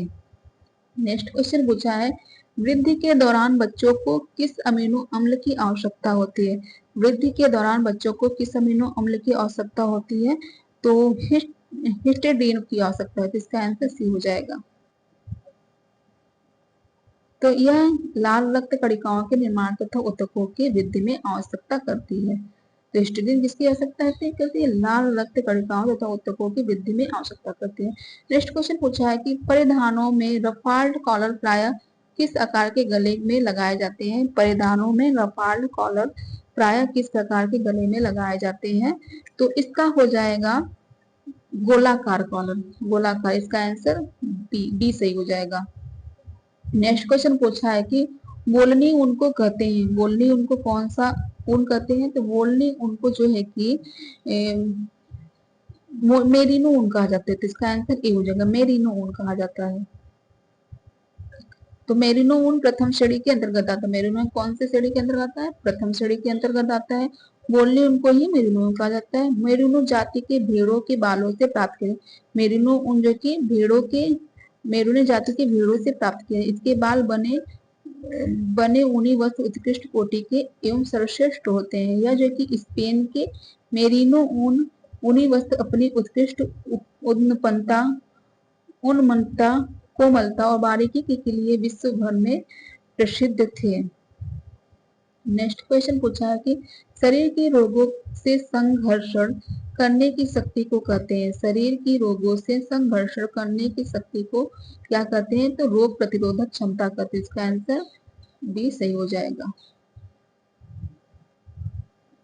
तो नेक्स्ट क्वेश्चन पूछा कि बच्चों में सन्निकट दूरस्थ विकास का क्रम क्या है? बच्चों में सन्निकट दूरस्थ विकास का क्रम क्या है? तो सिर से जो है कि पैर की ओर हो जाएगा, तो इसका आंसर हो जाएगा ए।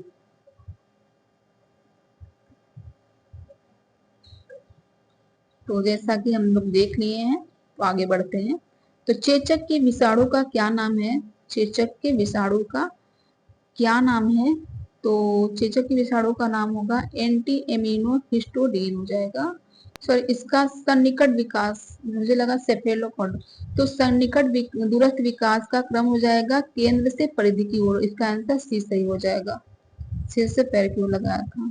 तो विकास के सिद्धांत के अति महत्वपूर्ण सिद्धांत क्या है? विकास की दिशा का सिद्धांत। प्रत्येक बालक के व्यक्ति के विकास की दर विभिन्न होती है, फिर भी विकास एक निश्चित दिशा में होता है।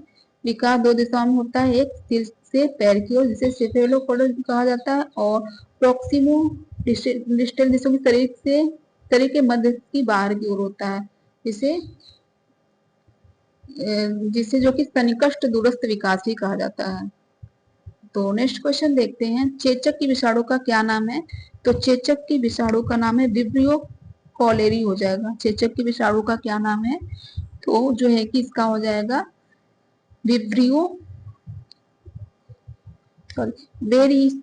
वेरिसोला जोस्टर वायरस हो जाएगा। चेचक की विषाणु का नाम है वेरिसोला जोस्टर वायरस हो जाएगा। तो चेचक शीतला बड़ी माता या स्माइलोपॉक्स एक विषाणु जनित रोग है। चेचक की विषाणु का नाम है वेरिसेला जोस्टर है। इस वेरिसोला जोस्टर है, हाँ। तो इस रोग के दो विषाणु उत्तरदायी माने जाते हैं, एक वेरिसोला मेजर और वायरोला माइनर हो जाएगा। इस रोग में अधिकांश छोटे बच्चे ग्रसित होते हैं। इस रोग से अधिकांश कौन ग्रसित होते हैं? छोटे बच्चे। यह रोग जब किसी व्यक्ति को होता है तो इसे ठीक होने में 10 से 15 दिन हो जाता है। दिन लग जाता है। यह रोग अधिकतम वसंत ऋतु तथा ग्रीष्म काल में होता है। यह रोग कब होता है? अधिकतम वसंत ऋतु और ग्रीष्म काल में होता है। यदि इस रोग का उपचार जल्दी ना किया जाए तो रोग से पीड़ित व्यक्ति की मृत्यु भी हो सकती है। 1718 ईस्वी में यूरोप में लेडी मेरी वोर्टले ने मोंटाग्यू ने अपनी पहली बार इसकी सुई प्रचलित की और 1796 में एल्बर्ट जेनर ने इसके टीके का आविष्कार किया। तो 1718 में यूरोप में जो है कि लेडी मेरी वर्टले मोंटाग्यू ने पहली बार जो कि इसकी सुई प्रचलित की और 1796 ईस्वी में एल्बर्ट जेनर ने इसके टीके का आविष्कार किया। तो नेक्स्ट क्वेश्चन पूछा है कि मनोवैज्ञानिक जिसने संज्ञानात्मक विकास क्षेत्र में महत्वपूर्ण योगदान दिया। तो कौन से मनोवैज्ञानिक है जिसने संज्ञानात्मक विकास के क्षेत्र में महत्वपूर्ण योगदान दिया?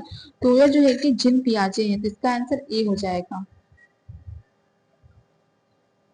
तो इसका आंसर ए हो जाएगा। तो नेक्स्ट क्वेश्चन पूछा है कि हैजा किसके द्वारा फैलने वाला रोग है? तो हैजा जो है कि किसके द्वारा फैलने वाला रोग है? तो इसका हो जाएगा जल के द्वारा फैलने वाला रोग। तो इसका वाटर के द्वारा फैलने वाला रोग हो जाएगा। तो हैजा विसूचिका भी कहते हैं इसे, जो कि हैजा को विसूचिका भी कहते हैं। यह एक संक्रामक आंत्र रोग है जो वाइब्रियो कॉलेरी नामक जीवाणु के एंटरोटॉक्सिन उत्पन्न करने वाले उपभेदों के कारण होता है। जो कि वाइब्रियो कॉलेरी नामक विषाणुओं के एंटरोटॉक्सिन उत्पन्न करने वाले विभेदों के कारण होता है। मनुष्य में इसका संचरण इस जीवाणु द्वारा दूषित भोजन या पानी के ग्रहण करने के माध्यम से होता है। आमतौर पर हैजा पानी के द्वारा फैलने वाला रोग है। नेक्स्ट क्वेश्चन पूछा है कि थकान की स्थिति में कोशिकाओं में कौन सा अम्ल एकत्रित होता है? थकान की स्थिति में जो है कि कोशिकाओं में कौन सा अम्ल एकत्रित होता है? जैसा कि आप लोग जानते हैं कि लैक्टिक अम्ल होता है। तो इसका आंसर ए सही हो जाएगा। तो थकान जो है कि शारीरिक होता है, मानसिक होता है। तो शारीरिक थकान किसी व्यक्ति द्वारा लगातार कार्य करने से उत्पन्न थकान को शारीरिक थकान कहते हैं। तो लगातार शरीर कार्य करने से ऑक्सीजन का ह्रास होने लगता है, जिसके फलस्वरूप कार्बन, हाइड्रोजन, जल और लैक्टिक अम्ल की मात्रा बढ़ जाती है, जिसके कारण थकान का अनुभव होता है। और मानसिक थकान जो कि दो प्रकार का होता है, एक नीरस थकान है, एक जो कि कुंठाजन्य थकान है। नीरस थकान में जो कि बोरियत, एक ही कार्य को बार बार करना, तो बोरियत होगा, कार्य में अत्यधिक वृद्धि। और कुंठाजन थकान जो कि असफलता का डर होता है कि हम एग्जाम पास करेंगे कि नहीं करेंगे, असफलता का डर होता है और कार्य कुशलता की कमी होती है। असफलता का डर भी रहता है, कार्य कुशलता में कमी भी होती है, कुंठाजन थकान का होगा। तो नेक्स्ट क्वेश्चन पूछा है कि बालक का सामाजिकरण कहाँ से प्रारंभ होता है? तो बालक का सामाजिकरण जो कि परिवार से प्रारंभ होता है। इसका आंसर सी हो जाएगा।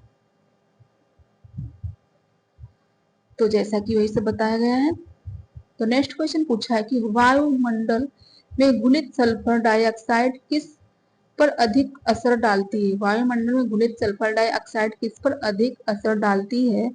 तो यह जो है कि घुलित सल्फर डाइऑक्साइड किस पर अधिक असर डालती है? तो इसका हो जाएगा भौतिक संसाधनों पर। किस पर डालती है? भौतिक नहीं, जो है कि यह पौधे पर असर डालती है। वायुमंडल में घुलित सल्फर डाइऑक्साइड जो है कि पौधे पर असर डालती है। तो इसका पौधे पर हो जाएगा।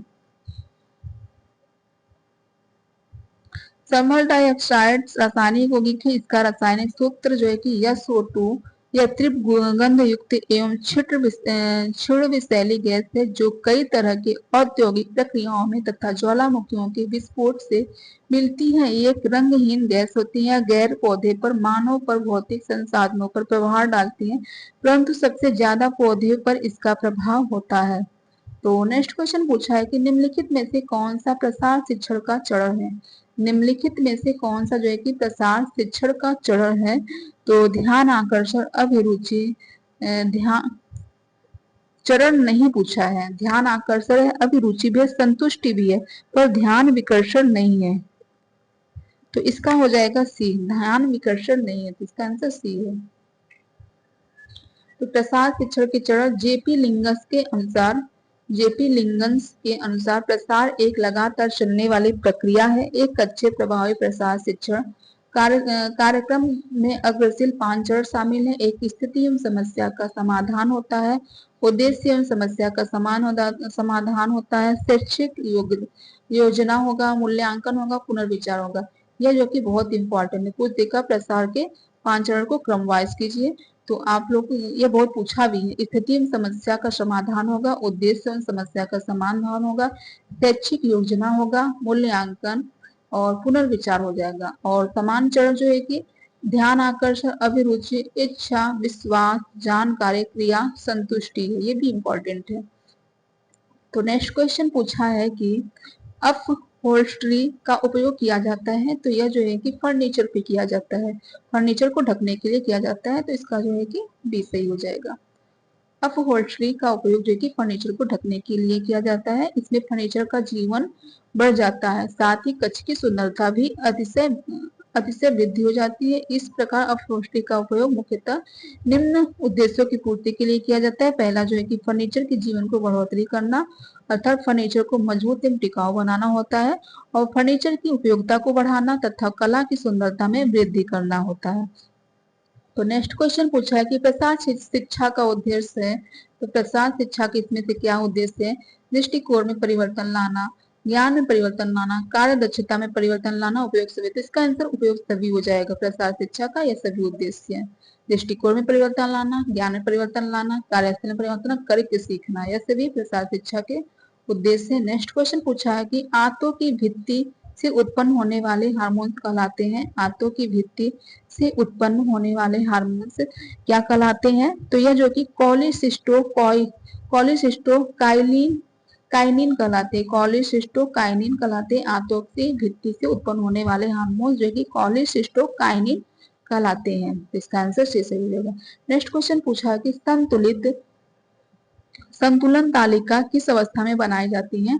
तो संतुलन तालिका जो कि साल के अंत में, साल के अंत में, साल की शुरुआत में, साल के मध्य में। तो जो कि संतुलन तालिका साल के कब अंत में बनाए जाते हैं? तो ये जो साल के अंत में बनाए जाते हैं। इसका आंसर ए हो जाएगा, साल के अंत में बनाए जाते हैं। संतुलन तालिका मुख्यतः साल के अंत में या महीनों के अंत में किसी भी खाते की लेखा जोखा या विवरण देने के लिए बनाए जाते हैं। इसका मुख्य उद्देश्य क्या है?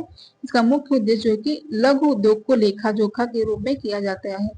तो नेक्स्ट क्वेश्चन पूछा है कि रक्त एवं ऊतकों के कीटोन बॉडी एकत्रित होता है। रक्त एवं ऊतकों में कीटोन बॉडीज एकत्रित होता है। तो हाइपोग्लाइसीमिया में या हाइपोग्लाइसीमिया या हाइपरग्लाइसीमिया में। तो इसका हो जाएगा वाई डायबिटिक कोमा में हो जाएगा। रक्त एवं ऊतकों में कीटोन बॉडीज एकत्रित होता है तो डायबिटिक कोमा में होता है। तो इसका एकत्रित होता है तो इसका आंसर सी हो जाएगा, डायबिटिक कोमा। तो कीटोन अम्लमयता या कीटोसिडोसिस, अम्लमयता या कीटोएसिडोसिस उस स्थिति को कहते हैं जिसमें शरीर में कीटोन की मात्रा बहुत अधिक बढ़ जाती है। मानव शरीर में बनने वाले 3 प्रमुख कीटोन हैं, एसीटिक अम्ल, एसीटोन तथा बीटा हाइड्रोक्सी ब्यूटीरेट। इसके निर्माण वसा अम्लों के टूटने से एवं अमीनो अम्ल के डिमीनेशन से होता है। डायबिटीज कोमा की अवस्था में रक्त के अंदर अम्ल की अधिकता हो जाती है जिससे कीटोन एसिडोसिस कहते हैं, जिससे जो कि कीटोन एसिडोसिस कहते हैं। तो नेक्स्ट क्वेश्चन देखते हैं, जीवन चक्र किस अवस्था में साधनों की मांग बढ़ जाती है? जीवन चक्र की किस अवस्था में जो कि साधनों की मांग बढ़ जाती है? तो प्रारंभिक अवस्था या विस्तार की अवस्था या संकुचित? तो विस्तार की अवस्था में बढ़ जाती है। तो इसका आंसर भी सही हो जाएगा, विस्तार की अवस्था में मांग बढ़ जाती है। तो ये देखिए सभी जीवन चक्र के 3 प्रकार होती हैं, 3 चक्र है। एक प्राथमिक अवस्था है और द्वितीयक अवस्था है, संकुचित अवस्था। प्राथमिक अवस्था में जो कि सामान्य जन्य या स्थापत्य काल हो जाएगा। पति पत्नी और साधन रहना धन कम खर्च होता है और विस्तृत व्यवस्था में जो कि इसमें शिशु का आगमन, पालन पोषण की व्यवस्था होगा, प्राथमिक शिक्षा होगी, माध्यमिक शिक्षा होगा, विश्वविद्यालय शिक्षा तथा व्यवसायिक समायोजन होगा। और संकुचित अवस्था में जो कि सेवानिवृत्ति, आर्थिक पुनरायोजन काल, पुनर्नियोजन काल होगा, कार्य योजना कमी होगी। तो नेक्स्ट क्वेश्चन पूछा है कि सामुदायिक विकास योजना का आरंभ किया गया। तो सामुदायिक विकास योजना का आरंभ जो कि 2 अक्टूबर 1952 में किया गया। तो इसका आंसर सी सही हो जाएगा। तो ठीक है, आगे देखते हैं, बहुत लेट हो जाएगा। प्रोटीन में नाइट्रोजन की प्रतिशत होती है, प्रोटीन में नाइट्रोजन की प्रतिशत कितनी होती है। तो इसका आंसर ए हो जाएगा, 16% होगी। तो नेक्स्ट क्वेश्चन पूछा है कि कार्य विश्राम एवं शयन के बीच उपयुक्त अनुपात क्या है। कार्य विश्राम एवं शयन के बीच उपयुक्त अनुपात क्या है। तो 8 अनुपाते 8 अनुपाते हैं। तो इसका आंसर सी होगा, कार्य विश्राम और शयन। तो 8 अनुपाते 8 हो जाएगा। 8 घंटा जो है कि विश्राम करना, 8 घंटा जो है कि मनोरंजन, ये सब हो जाएगा। कार्य 8 घंटा। तो निम्न में से कौन सा शुद्ध तरल आहार नहीं है। तो फलों का रस है, नींबू का पानी है, दाल का पानी, चाय। चाय जो कि शुद्ध तरल आहार नहीं है। तो इसका आंसर डी सही हो जाएगा। तो नेक्स्ट क्वेश्चन पूछा है कि पर्यावरण में उपस्थित आवश्यक तत्वों को असंतुलन कहलाता है। पर्यावरण में उपस्थित आवश्यक तत्वों का असंतुलन क्या कहलाता है। प्रदूषण, रासायनिक प्रदूषण, सांस्कृतिक प्रदूषण, भौतिक प्रदूषण। तो पर्यावरण में उपस्थित आवश्यक तत्वों का असंतुलन जो है कि कहलाएगा प्रदूषण कहलाएगा। तो इसका आंसर ए हो जाएगा, प्रदूषण। तो प्रदूषण, पर्यावरणीय प्रदूषण पर्यावरण में किसी पदार्थ, ठोस, द्रव्य, गैस अथवा ऊर्जा, उष्मा, ध्वनि, रेडियोधर्मी इत्यादि के प्रवेश को कहते हैं यदि इसकी गति इतनी तेज हो कि सामान्य और प्राकृतिक प्रक्रियाओं द्वारा इसका परिक्षेपण, मंद वियोजन, पुनर्चक्र अथवा हानिकारक रूप में संरक्षण न हो सके। प्रदूषण के 2 स्तर सूचक हैं, किसी पदार्थ या ऊर्जा का पर्यावरण में प्रवेश और उसका प्राकृतिक पर्यावरण के प्रति हानिकारक या अवांछित होना होता है। तो नेक्स्ट क्वेश्चन पूछा है कि जीवक मूल्य का प्रयोग किसकी गुणवत्ता माप के लिए है। तो जीवक मूल्य का प्रयोग किसकी गुणवत्ता माप के लिए है। तो इसका हो जाएगा प्रोटीन की जैविक मूल्य का प्रयोग किसकी गुणवत्ता के माप के लिए, प्रोटीन की। तो इसका आंसर डी हो जाएगा, प्रोटीन की गुणवत्ता माप के लिए है। तो नेक्स्ट क्वेश्चन देखते हैं, पूछा है कि ICMRNI 2020 ICMRNIN 2020 RDSRD के अनुसार सामान्य आधारित चयापचय दर पर संदर्भित भारतीय महिला एवं पुरुष का वजन निश्चित होता है। तो भारतीय महिला एवं पुरुष का वजन क्या होगा। तो पुरुष का जो है कि 65 किलोग्राम होगा और महिला का 55 किलोग्राम होगा। तो इसका आंसर बी सही हो जाएगा। तो नेक्स्ट क्वेश्चन पूछा है कि प्रसार शिक्षा एक विधि है। तो प्रसार शिक्षा कौन सी विधि है। तो एक व्यवहारिक विधि, प्रसार शिक्षा एक व्यवहारिक विधि। इसका आंसर सी सही हो जाएगा। तो नेक्स्ट क्वेश्चन पूछा है कि प्रथम अस्थायी दांत हैं, प्रथम अस्थायी दांत कौन से हैं। तो केंद्रिक केंद्रक जो है कि प्रथम अस्थायी दांत हैं। तो इसका आंसर सी हो जाएगा। तो यह जो है कि 6 से 8 माह के बीच शिशु के दांत निकलना प्रारंभ हो जाते हैं। 2.5 वर्ष के आयु में पूर्ण होने तक लगभग 20 दांत निकल जाते हैं। बालकों के दांतों के विकास की नींव तो गर्भकालीन अवस्था में ही तीसरे माह में पड़ जाते हैं, किंतु पूरी तरह परिपक्व होकर जन्म के पश्चात 6 से 7 माह बाद ही मसूड़ों से जो कि बाहर निकल आते हैं। बालक के जीवन में दांत 2 बार और निकलते हैं। बालक के जीवन में जो कि दांत 2 बार निकलते हैं। एक जो कि अस्थायी दांत होते हैं, जो इसकी संख्या 20 होती है। यह 6 से 7 माह से 2.5 वर्ष तक प्रथम दांत केंद्रक दांत निकलते हैं। और अस्थायी दांत जो है कि प्रीमोलर टीथ है, यह 6 वर्ष की उम्र में निकलना प्रारंभ हो जाती है। 6 वर्ष की उम्र से जो कि अस्थायी दांत निकलना प्रारंभ हो जाती है। इसकी संख्या जो कि 30 से 32 तक होती है। 6 से 7 वर्ष की उम्र में 1 से 2 अस्थायी दांत निकल जाते हैं। 6 से 7 साल की उम्र में जो कि 1 से 2 अस्थायी दांत निकल जाते हैं। नेक्स्ट क्वेश्चन पूछा है कि जन्म से 30 मिनट तक की अवस्था कहलाती है। जन्म से 30 मिनट तक की अवस्था जो है कि पार्टूनेट कहलाती है, और यही जन्म से पार्टूनेट के बाद जो है कि 15 दिन की अवस्था क्या कहलाएगी, नियोनेट अवस्था कहलाएगी। देखिए पार्टूनेट अवस्था या पार्टूनेट अवस्था जिसमें बच्चे के नाल काटकर बच्चे को मां से अलग कर दिया जाता है, यह अवस्था 15 से 30 मिनट तक होता है। और नियोनेट अवस्था जो कि पार्टूनेट अवस्था की समाप्ति के बाद प्रारंभ हो जाती है, जिसकी अवधि जो कि हॉलॉक में जन्म से 2 सप्ताह माने, जिसे नवजात शिशु कहा जाता है। तो वजन के लिए उपभोग का नियम किसके द्वारा प्रतिपादित किया गया था? बजट के लिए उपभोग का नियम किसके द्वारा प्रतिपादित किया गया था?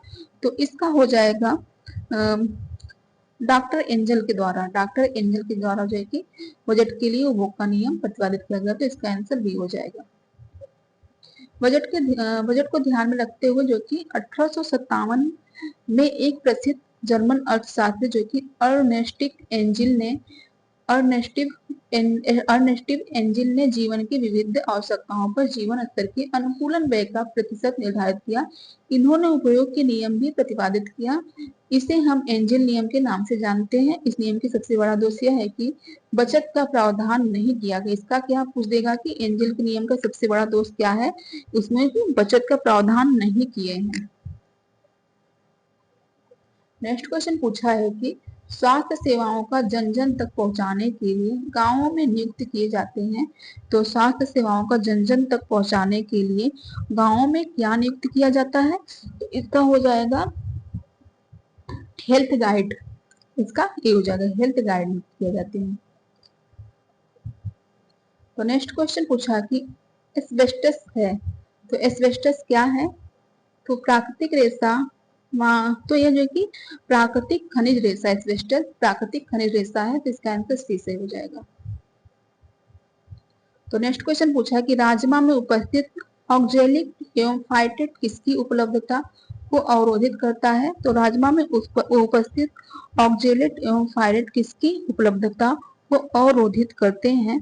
तो इसका हो जाएगा लौह तत्व एवं कैल्शियम। लौह तत्व एवं कैल्शियम, तो इसका आंसर बी सही हो जाएगा। तो लीनन तंतु खाली स्थान दिया के तने से प्राप्त होता है। लीलन तंतु किसके तने से प्राप्त होता है? जूट के पौधे से, फ्लेक्स के पौधे। तो इसका आंसर सी हो जाएगा, फ्लेक्स के पौधे के प्राप्त होता है, जो कि प्राकृतिक तना पौधा है। तो नेक्स्ट क्वेश्चन पूछा, देखिए बताए बीज प्राप्त करना। ये जो कि बीज के ये 2 भागों में बांटा गया, एक बीज प्राप्त करने के लिए और रेशा प्राप्त करने। बीज प्राप्त करने के लिए इनके बीच में से तेल जिसे पेंट, वार्निश, पॉलिश, चिकने कपड़े आदि बनाए जाते हैं। और रेशे से प्राप्त करना तो नीले फूल जो कि उत्तम कोटि के नीलन होते हैं, और सफेद फूल जो कि निम्न कोटि के नीलन होते हैं। नेक्स्ट क्वेश्चन पूछा कि बाल विकास निरोधक अधिनियम किस सन में लागू किया गया था? तो बाल विवाह निरोधक अधिनियम किस सन में लागू किया गया था? तो इसका हो जाएगा 1929 में, जिसे हरविलास द्वारा किया गया था। तो इसका आंसर ए हो जाएगा 1929 में। तो बाल विवाह प्रतिबद्ध अधिनियम 28 सितंबर 1929 को imperial legislative council of India में पारित हुआ था। जैसा कि देखिए रिपीट किया गया है इसी में। तो नेक्स्ट क्वेश्चन पूछा कि समय मापन इकाई TMU 1 सेकेंड का भाग होता है। तो समय मापन इकाई TMU 1 सेकेंड का कितना भाग होगा? तो इसका हो जाएगा 1 सेकेंड का 0.036 हो जाएगा। इसका आंसर डी हो जाएगा। तो 1 मिनट का हो जाएगा 0.00133 भाग मापा जा सकता है। तो नेक्स्ट क्वेश्चन पूछा है रक्त में शर्करा की समान मात्रा होती है। तो रक्त में शर्करा की सामान्य कितनी मात्रा होती है? तो इसका हो जाएगा 80 से 120 मिली प्रति 100 मिली रक्त में होगा, मिलीग्राम प्रति 100 मिली रक्त। इसका बी सही हो जाएगा। नेक्स्ट क्वेश्चन पूछा है काथा कढ़ाई कहाँ से प्रसिद्ध है, संबंधित है? काथा कढ़ाई कहाँ से संबंधित है? तो यह जो है कि बंगाल से संबंधित है। इसका आंसर सी सही हो जाएगा। तो काथा बंगाल की पारंपरिक कढ़ाई कला है। काथा से तात्पर्य है पेबंद लगा वस्त्र। काथा से क्या तात्पर्य है? पेबंद लगा वस्त्र। काथा मुख्यतः जो कि बंगाल के स्त्रियों के द्वारा निर्मित किया जाता है। इसमें फटे पुराने वस्त्रों जैसे साड़ी, धोती, चादर, टेबुल क्लॉथ, पेटीकोट इत्यादि के कई तहों में व्यवस्थित करके एक नया रूप दिया जाता है। तो नेक्स्ट क्वेश्चन पूछा है कि ऊर्जा मापने की अंतरराष्ट्रीय इकाई क्या है? ऊर्जा मापने की अंतरराष्ट्रीय इकाई जो है कि जूल होगा। ऊर्जा मापने की अंतरराष्ट्रीय इकाई क्या है? तो जूल है। तो इसका आंसर जो है कि ए हो जाएगा, जूल। तो नेक्स्ट क्वेश्चन पूछा है ढाका का मलमल का निर्माण होता है सूती रेशों से, ऊनी रेशों से, कृत्रिम रेशों से, रेशमी रेशों से। तो इसका हो जाएगा ढाका का मलमल निर्माण होता है तो रेशमी रेशों से होता। किससे होगा? सूती रेशों से होगा। ढाका का मलमल सूती रेशों से होगा। इसका आंसर ए हो जाएगा। तो ढाका जो कि पूर्व में भारत का ही एक अंग था, अब बांग्लादेश की राजधानी हो गई है। ढाका के मलमल के बारे में ऐसा कहा जाता है कि पूरे थान को लेकर एक छोटी सी अंगूठी में से निकाला जा सकता है। ढाका का मलमल सूती रेशों से बनाया जाता है। किससे? सूती रेशों से बनाया जाता है। वस्त्रों के गुण, उसकी सुंदरता और लौकिकता एवं उत्कृष्टता के आधार पर कलाकारों ने विविध प्रकार के सुंदर सुंदर नमूने से अलंकृत करते थे। जैसे आवे रवा या बहता पानी कहा जाता है। इसे आवे रवा को बहता पानी भी कहा जाता है। वपते हवा को यानी हवा से भी हल्का, शबनम, ओस की कड़, मलमल का खास उपयोग सभी जो कि वस्त्र ढाके के मलमल के विविध प्रकार हैं। तो नेक्स्ट क्वेश्चन पूछा है कि शिक्षित करके व्यक्ति के मनोवृत्ति, दृष्टिकोण एवं व्यवहार में परिवर्तन लाना खाली स्थान का आधारभूत दर्शन है। शिक्षित करके व्यक्ति के मनोवृत्ति, दृष्टिकोण एवं व्यवहार में परिवर्तन लाना तो किसका आधारभूत दर्शन है? तो इसका हो जाएगा प्रसार शिक्षा का आधारभूत दर्शन है। इसका आंसर एक्सटेंशन एजुकेशन हो जाएगा। तो इसका आंसर बी हो जाएगा। तो नेक्स्ट क्वेश्चन पूछा कि मिलावट कहते हैं, तो मिलावट किसे कहते हैं? तो बाहरी वस्तुओं को भोजन में मिलाने को या भोजन में मूल्य तत्वों को निकालने को, तो ये भी सही है, ये भी मिलावट कहते हैं। और अधिक गुणवत्ता वाले पदार्थों के मूल्य पर कम गुणवत्ता का सामान बेचने को, तो अधिक गुणवत्ता वाले पदार्थ के मूल्य पर कम गुणवत्ता का सामान बेचने को, तो ये भी मिलावट है। तो प्रयोग सभी है। तो इसका आंसर डी हो जाएगा। ये सभी मिलावट कहलाते हैं। तो मिलावट निरोध अधिनियम जो है कि 1954 में पारित होता है। PFU 1954 में भारतीय संसद ने एक अधिनियम पारित किया जिसका नाम था मिलावट निरोध अधिनियम, जिसे PFA भी कहा जाता है। मिलावट के अंतर्गत जो कि बाहरी वस्तुओं को भोजन में मिलाना, भोजन में मिलावट के तत्वों को निकालना, अधिक गुणवत्ता वाले पदार्थों के मूल्य के स्थान पर कम गुणवत्ता वाले सामान को बेचना अर्थात यह सब जो कि मिलावट के अंतर्गत आते हैं। तो नेक्स्ट क्वेश्चन पूछा है कि वर्तमान समय में स्वास्थ्य विज्ञान किस नाम से प्रख्यात है? वर्तमान समय जो कि स्वास्थ्य विज्ञान किस नाम से प्रख्यात है? तो इसका हो जाएगा preventive and the social medicine हो जाएगा। इसका आंसर डी हो जाएगा, preventive and the social medicine. तो वर्तमान समय में स्वास्थ्य विज्ञान preventive and the social medicine के नाम से जाना था। यह 2021 के अनुसार है, 2022 के अनुसार कुछ दूसरा होगा। तो नेक्स्ट क्वेश्चन पूछा है कि गर्भकालीन अवस्था होती है, तो गर्भकालीन अवस्था क्या होती है? गर्भाधान से 2 सप्ताह तक, गर्भाधान से जन्म तक, गर्भधारण के 8 सप्ताह तक। तो इसका हो जाएगा गर्भधारण से जन्म तक हो जाएगा। गर्भकालीन अवस्था जो कि गर्भधारण से जन्म तक हो जाएगा। तो इसका आंसर बी सही हो जाएगा। तो ये देखिए 3 भागों में बांटा गया है, एक बीजावस्था, गौणावस्था, गर्भावस्था। तो नेक्स्ट क्वेश्चन पूछा है कि DWCRA का क्रियान्वयन करती है। DWCRA का क्रियान्वयन करती है, तो किसका क्रियान्वयन करती है? तो DWCRA जो है कि राज्य सरकार का क्रियान्वयन करती है, तो स्टेट गवर्नमेंट का क्रियान्वयन करती है। इसका आंसर बी सही हो जाएगा। तो यह गरीबी रेखा के नीचे रहने वाले महिलाओं के आर्थिक और सामाजिक विकास के लिए विशेष महल है। इसका लक्ष्य महिलाओं को स्वरोजगार हेतु साधन उपलब्ध कराना जिससे शिशु के विकास हो सके। डोकरा की स्थापना जो कि 1982 में की गई थी। यह ग्राम सेविका डोकरा उप परियोजना का क्रियान्वयन राज्य सरकार द्वारा यूनिसेफ के सहयोग से होता है। तो नेक्स्ट क्वेश्चन पूछा है कि संश्लिष्ट रंजक की खोज की थी। तो संश्लिष्ट रंजक की खोज किसने की थी? विलियम हेनरी पार्किंग ने की थी। किसने की थी? विलियम हेनरी पार्किंग ने की थी। तो इसका आंसर ए हो जाएगा। यह रंग दो प्रकार के होते हैं, एक प्राकृतिक रंग, एक जो कि संश्लेषित रंग होता है। तो सन 1856 ईस्वी में संश्लेषित रंजन का आविष्कार हुआ। इसका श्रेय जो है कि विलियम हेनरी पार्किंग को जाता है। संश्लेषित रंजन विविध रंगों एवं सेट्स में उपलब्ध होते हैं तथा प्राकृतिक रंगों की अपेक्षा सस्ते होते हैं। इनका उपयोग सरलता एवं सफलतापूर्वक किया जा सकता है। तो नेक्स्ट क्वेश्चन को देखते हैं।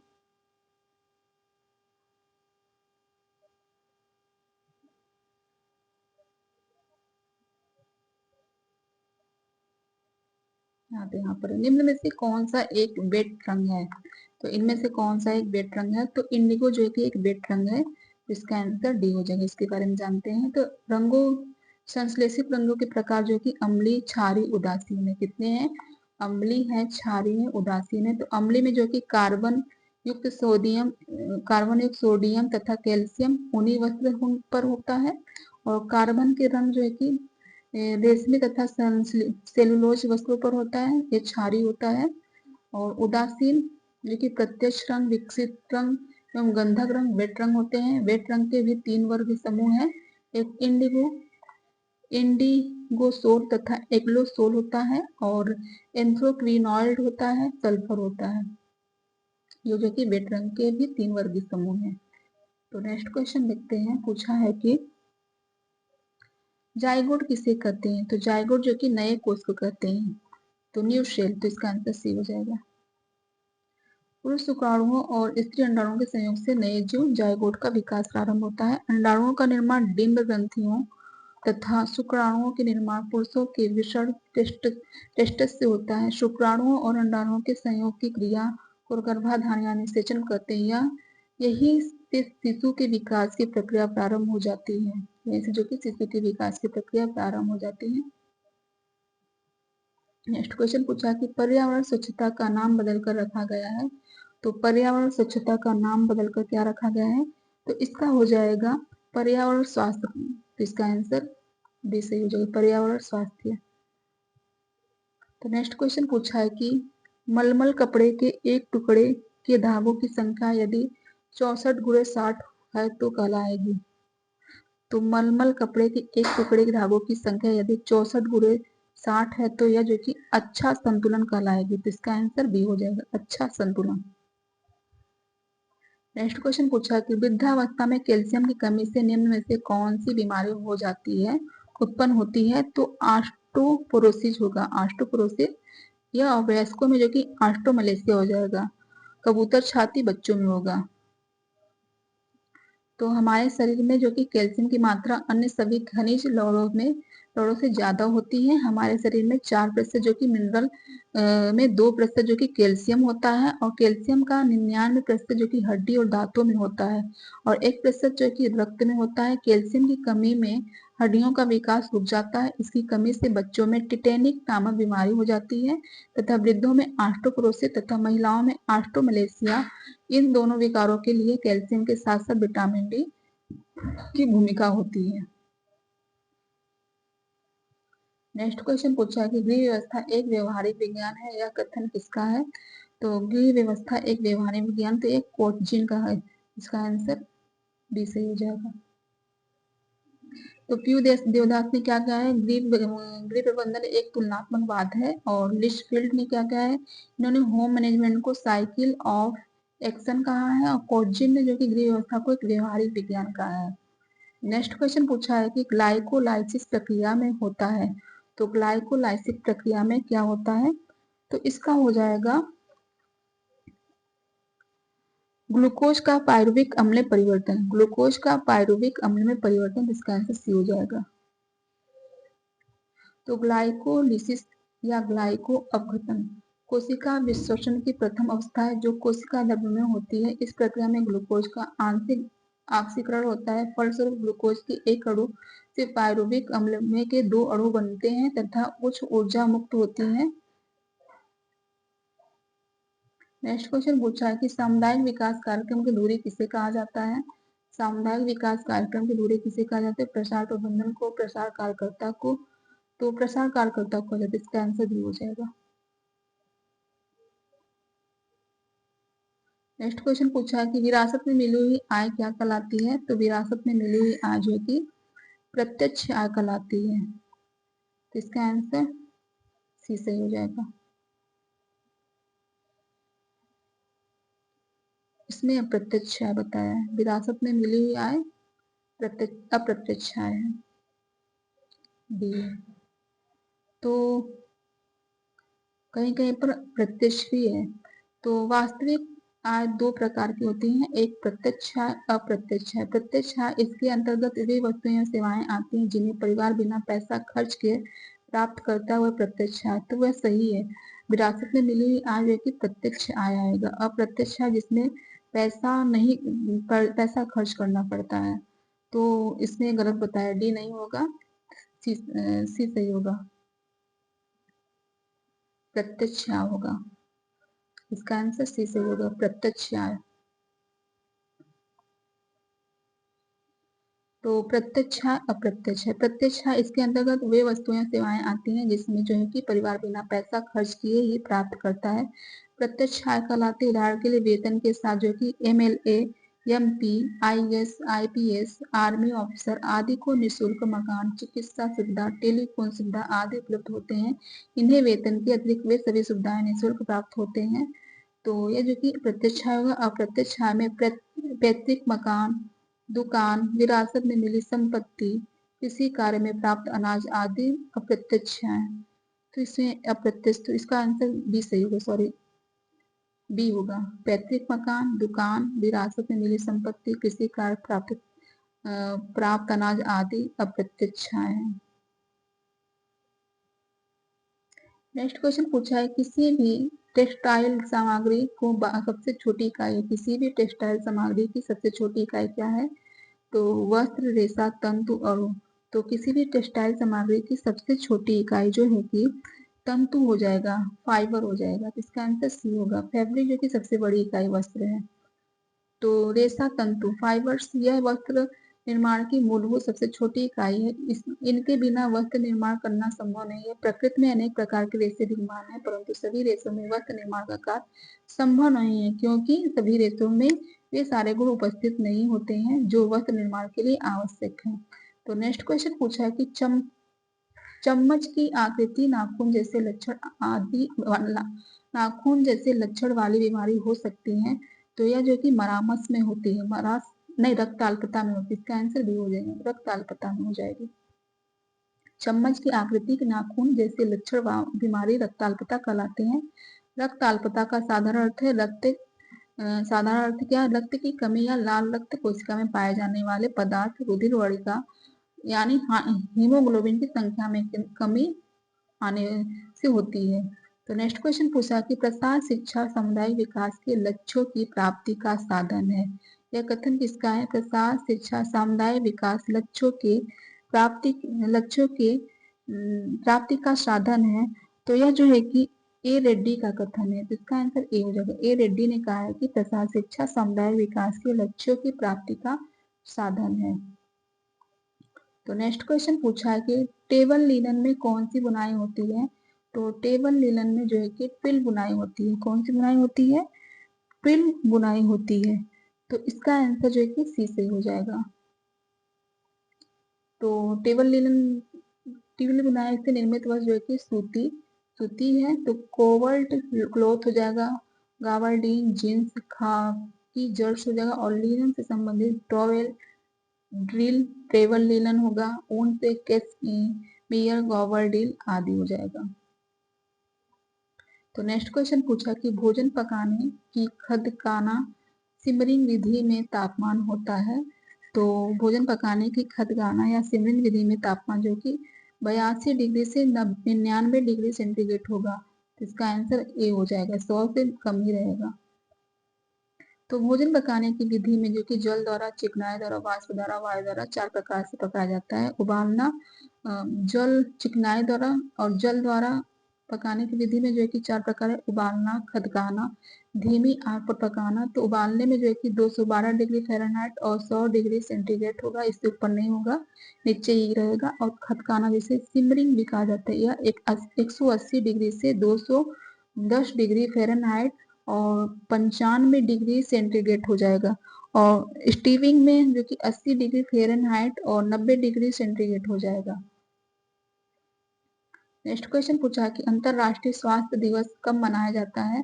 तो अंतरराष्ट्रीय स्वास्थ्य दिवस जो कि 7 अप्रैल को मनाया जाता है। तो इसका आंसर ये सही हो जाएगा। तो नेक्स्ट क्वेश्चन पूछा है कि पोषण विज्ञान के जनक हैं। तो पोषण विज्ञान के जनक तो लेवाइजर है। इसका आंसर ए हो जाएगा। एंटोनी लेवाइजर है। तो नेक्स्ट क्वेश्चन पूछा है कि भूलने की अचेतन प्रक्रिया क्या है। भूलने की अचेतन प्रक्रिया क्या है। तो प्रतिगमन, समाहीकरण, दमन, मानसिक कल्पना। तो भूलने की अचेतन प्रक्रिया जो है कि हो जाएगा दमन, हो जाएगा दमन, इसका आंसर सी हो जाएगा। तो भूलने की अचेतन प्रक्रिया को दमन कहते हैं। विस्मृति और मानसिक प्रक्रिया जिसमें दो ज्ञान अचेतन मन से सुरक्षित होता है, वह वहां से विलोपित हो जाता है, जिसके कारण वह चेतन मन नहीं आ पाता। यह दो प्रकार के होते हैं, जो कि सक्रिय स्मृति होगी और जो कि निष्क्रिय स्मृति। सक्रिय स्मृति में जो कि सक्रिय स्मृति जो है कि सक्रिय स्मृति, निष्क्रिय स्मृति। सक्रिय स्मृति में जो है कि इसमें ज्ञान जानबूझकर भूलने का प्रयास करते हैं। सक्रिय स्मृति में जो कि ज्ञान जानबूझकर भूलने का प्रयास करते परंतु भूल नहीं पाते। यह स्मृति संकेत और स्मृति चिन्ह के कारण स्थायी हो जाती है। और निष्क्रिय स्मृति में जिनको हमारा मस्तिष्क याद कर तो करना चाहते परंतु वह ऐसा नहीं कर पाता, अर्थात उसको जो ज्ञान होता है वह अचेतन में जाकर विलोपित हो जाती है, दमन हो जाता है इसका। तो नेक्स्ट क्वेश्चन पूछा है कि मेड्रिन एक प्रकार का है। तो मेड्रिन एक प्रकार का जो है कि कॉलर है। इसका आंसर ए सही हो जाएगा। तो मेड्रिन एक प्रकार का कॉलर है, खड़ा कॉलर और गिरा। तो कॉलर दो प्रकार की वर्गीकृत किया गया है, एक खड़ा स्टैंड कॉलर है और दूसरा जो कि फ्लैट गिरा या सपाट कॉलर है। तो खड़ा कॉलर जो है कि शर्ट कॉलर है, हॉली लेपेड कॉलर है, stand collar, roll collar, lapped collar. क्या है? Shirt collar, holly lapped collar, stand collar, roll collar, lapped collar है। और गिरा या सपाट कॉलर जो है कि पीटर पेन कॉलर है, चौकोर कॉलर है, राउंड कॉलर, सेलर कॉलर, मेडलिन कॉलर, ये सभी गिरा और सपाट कॉलर है। नेक्स्ट क्वेश्चन पूछा कि घोड़े की आंतरिक परत को कहते हैं। तो कोरियन, नाभिरज्जु, गर्भनाल, एमनी एमनियोन। तो घोड़े की आंतरिक परत को क्या कहते हैं। तो इसकी परत को जो है कि एमनियोन कहते हैं। इसका आंसर डी सही हो जाएगा। तो भ्रूण की आंतरिक परत को एमनियोन झिल्ली तथा बा परत की कोरियन परत कहते हैं। भ्रूण की आंतरिक परत को एमनियोन का झिल्ली कहते हैं तथा बा परत को जो कि कोरियन परत कहते हैं। भ्रूण की आंतरिक परत एमनियोन झिल्ली के अंदर गर्भाशय में पीले रंग का तरल पदार्थ होता है जो शिशु के चारों ओर से घिरे रहता है। तो यह पीले रंग का तरल पदार्थ होता है जो शिशु के चारों ओर से घिरा रहता है। नेक्स्ट क्वेश्चन पूछा है कि प्रसार कार्यकर्ता का कार्यक्षेत्र होता है। तो प्रसार कार्यकर्ता का कार्यक्षेत्र कैसा होता है। असीमित बहुआयामी। तो इसका बहुआयामी होता है। प्रसार कार्यकर्ता का कार्यक्षेत्र कैसा होता है। तो यह जो कि बहुआयामी होता है। इसका आंसर बी सही हो जाएगा। तो नेक्स्ट क्वेश्चन पूछा है कि प्रसार शिक्षा शब्द का प्रयोग सर्वप्रथम सन 1873 में कहां पर किया गया था। तो यह जो है कि कैम्ब्रिज विश्वविद्यालय में किया गया था। इसका आंसर सी हो जाएगा। तो नेक्स्ट क्वेश्चन पूछा है कि कैंप रनल आहार का प्रयोग होता है। कैंप पर रनल आहार का प्रयोग होता है अल्सर में, मधुमेह में, उच्च रक्तचाप में, टाइफाइड में। तो कैंप रनल का आहार का प्रयोग जो है कि जब उच्च रक्तचाप में किया जाता है। कैंप रनल का आहार का प्रयोग उच्च रक्तचाप में किया जाता है। इसका आंसर सी हो जाएगा। नेक्स्ट क्वेश्चन पूछा है कि पाश्चुरीकरण किसके संरक्षण की विधि है। पाश्चुरीकरण किसके संरक्षण की विधि है? तो पनीर, पेय पदार्थ, सब्जी, दुग्ध। तो दूध की संरक्षण विधि है, तो इसका आंसर दूध हो जाएगा। तो दूध ही अन्य द्रव पदार्थों के निश्चित समय तथा निश्चित तापमान तक गर्म किया जाता है। किसी भी प्रकार के रोगाणु नष्ट हो जाए तो उसमें उपस्थित है, किसी भी प्रकार के रोगाणु नष्ट हो जाए तो उसमें उपस्थित है, इसी के पाश्चुरीकरण कहते हैं। इसकी खोज जो कि लुई पाश्चर ने की थी। लुई पाश्चर को आधुनिक जीवाणु विज्ञान का संस्थापक कहा जाता है। लुई पाश्चर को की आधुनिक जीवाणु विधि का संस्थापक कहा जाता है। नेक्स्ट क्वेश्चन पूछा है कि प्रथम गृह विज्ञान महाविद्यालय की स्थापना किस राज्य में हुई थी? तो यह न्यू दिल्ली में हुई थी, 1932 में हुई थी। कब हुई थी? 1932 में हुई थी। तो सन 1930 में चौथा अखिल भारतीय महिला अधिवेशन हुआ, जिसमें पूरे देश में विदुषी महिलाओं ने भाग लिया। उन सभी ने मंच पर अपने अपने अपने विचार रखे तथा महिलाओं की शिक्षा एवं उनकी समस्याओं पर परिचर्चा की। इसी का परिणाम हुआ कि देश का पहला गृह विज्ञान महाविद्यालय लेडी इरविन के नाम से दिल्ली में खोजा गया। तो नेक्स्ट क्वेश्चन पूछा है कि साधारणतया किस वसा को हानिकारक कोलेस्ट्रॉल कहते हैं? साधारणतया किस वसा को हानिकारक कोलेस्ट्रॉल कहते हैं? तो एलडीएल को हानिकारक कोलेस्ट्रॉल कहते हैं। तो इसका आंसर ए हो जाएगा। और एचडीएल को जो है कि अच्छा कोलेस्ट्रॉल कहते हैं, गुड कोलेस्ट्रॉल कहते हैं। तो वसा का वर्गीकरण दो आधार पर किया गया है, एक प्राप्ति के आधार पर, एक संरचना के आधार पर। तो संरचना के आधार पर जो है कि वसा का 3 प्रकार पे किया गया, एक सरल वसा, संयुक्त वसा, व्युत्पन्न वसा। सरल वसा को ट्राइग्लिसरॉल कहा जाते हैं, संयुक्त वसा, व्युत्पन्न वसा। तो संयुक्त वसा जो कि में लाइपोप्रोटीन और फास्फोलिपिड, ग्लाइकोलिपिड और सल्फोलिपिड मतलब प्रोटीन। तो यह लाइपोप्रोटीन जो कि एचडीएल, एलडीएल, वीएलडीएल, एचडीएल जो कि हाई डेंसिटी लिपोप्रोटीन है, और एलडीएल जो कि लो डेंसिटी लिपोप्रोटीन, और वीएलडीएल जो कि वेरी लो डेंसिटी लिपोप्रोटीन हो जाएगा इसका पूर्ण नाम। तो नेक्स्ट क्वेश्चन पूछा है कि जापानी पुष्प सज्जा में सो इंगित करता है? तो जापानी पुष्प सज्जा में सो जो कि मनुष्य के लिए इंगित करता है, तो इसका हो जाएगा सी। तो इसमें जो है कि 3 टहनी रहती है, तो एक जो है कि लंबा रहता है, और जो है कि ये थोड़ा जमीन पर झुका रहता है पृथ्वी पर, और एक जो है कि थोड़ा ऐसे रहता है। तो यह जो है कि लंबा वाला जो है, तो इसे सीन कहा जाता है, यह सीन है। तो यह इसे इंगित होती है, तो यह जो कि स्वर्ग के लिए इंगित होती है, स्वर्ग के लिए इंगित होती है। यह 90 डिग्री तक होता है। और सो सो जो कि मनुष्य के लिए इंगित होती है, मनुष्य के लिए होती है। तो यह जो है कि 75 डिग्री पर होता है, और 45 डिग्री पर यह होता है। तो सो, सीन, सो, और जो है कि हाई की जो है कि पृथ्वी को इंगित करता है। हाई की किसको इंगित करता है? पृथ्वी को इंगित करता है। तो नेक्स्ट क्वेश्चन को देखते हैं। ठीक है, ये देखिए, पूर्व के देशों में भारत, चीन, जापान उद्योग और पुष्पों से लोगों को सदा प्रेम रहता है। जापान में पुष्प विन्यास को एक महत्वपूर्ण कला माना गया है। जापान में पुष्प सज्जा का आरंभ जो कि 6वीं सदी से हुआ है। आज से लगभग 1400 वर्ष पहले इकेवाना पुष्प सज्जा जापान में इकेवाना के नाम से पुकारा जाता है। तो इसका शाब्दिक अर्थ क्या है? इकेवाना का जीवित फूल है। तो नेक्स्ट क्वेश्चन पूछा है कि परिवर्तन के वर्ग का विचार सर्वप्रथम दिया गया। तो परिवर्तन के वर्ग का विचार सर्वप्रथम किसने दिया था? तो यह जो होगा मुंडेल के द्वारा दिया गया था। तो इसका आंसर ए हो जाएगा, मुंडेल के द्वारा दिया गया। तो मुंडेल के परिवर्तन के वर्ग का वर्ग दिया था, जो कि किसी कार्य को सरल विधि से करना ही कार्य की अवधारणा जो कि 1940 में मारवी मुंडेल ने द्वारा पांडुर विश्वविद्यालय में बताई गई थी, जिसे उन्होंने सभी सरलीकरण उदाहरणों को 5 समूहों में वर्गीकृत किया था। एक जो कि हाथ एवं शरीर की गति में परिवर्तन, और दूसरा कार्य संग्रहीकरण एवं उपकरण में परिवर्तन, उत्पाद में परिवर्तन, अंतिम उत्पाद में परिवर्तन, कच्चे माल में परिवर्तन।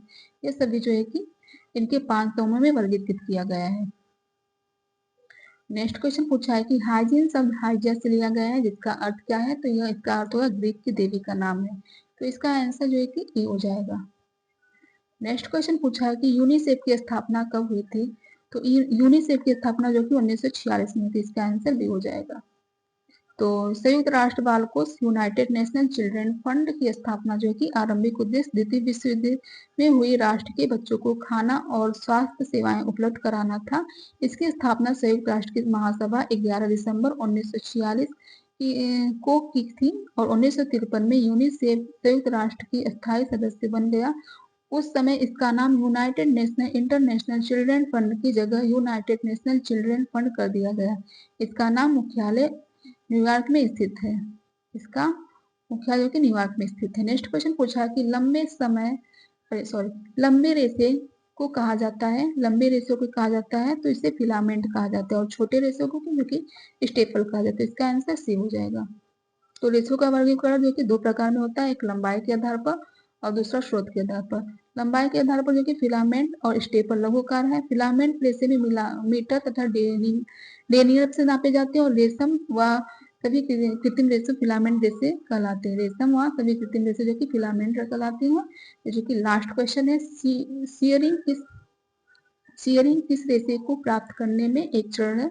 शेयरिंग किस रेशे को प्राप्त करने में एक चरण है, तो इसका हो जाएगा ऊन, इसका ऊन हो जाएगा। इसका आंसर बी हो जाएगा। तो शेयरिंग या ऊन निर्माण में सबसे प्रमुख प्रक्रिया भेड़ों के शरीर से ऊन काटने का कार्य विभिन्न देशों में जलवायु के अनुसार अलग अलग समय पर किया जाता है। भारत में यह कार्य वसंत ऋतु में करते हैं।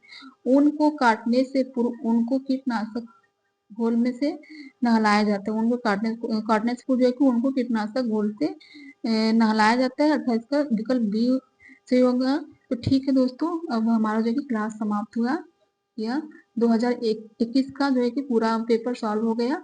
अब जो है कि उसके बाद 2016 का जो कि संडे को होगा। तो ठीक है, आप सबका धन्यवाद। ऐसे ही हमारे क्लास देखते रहिए।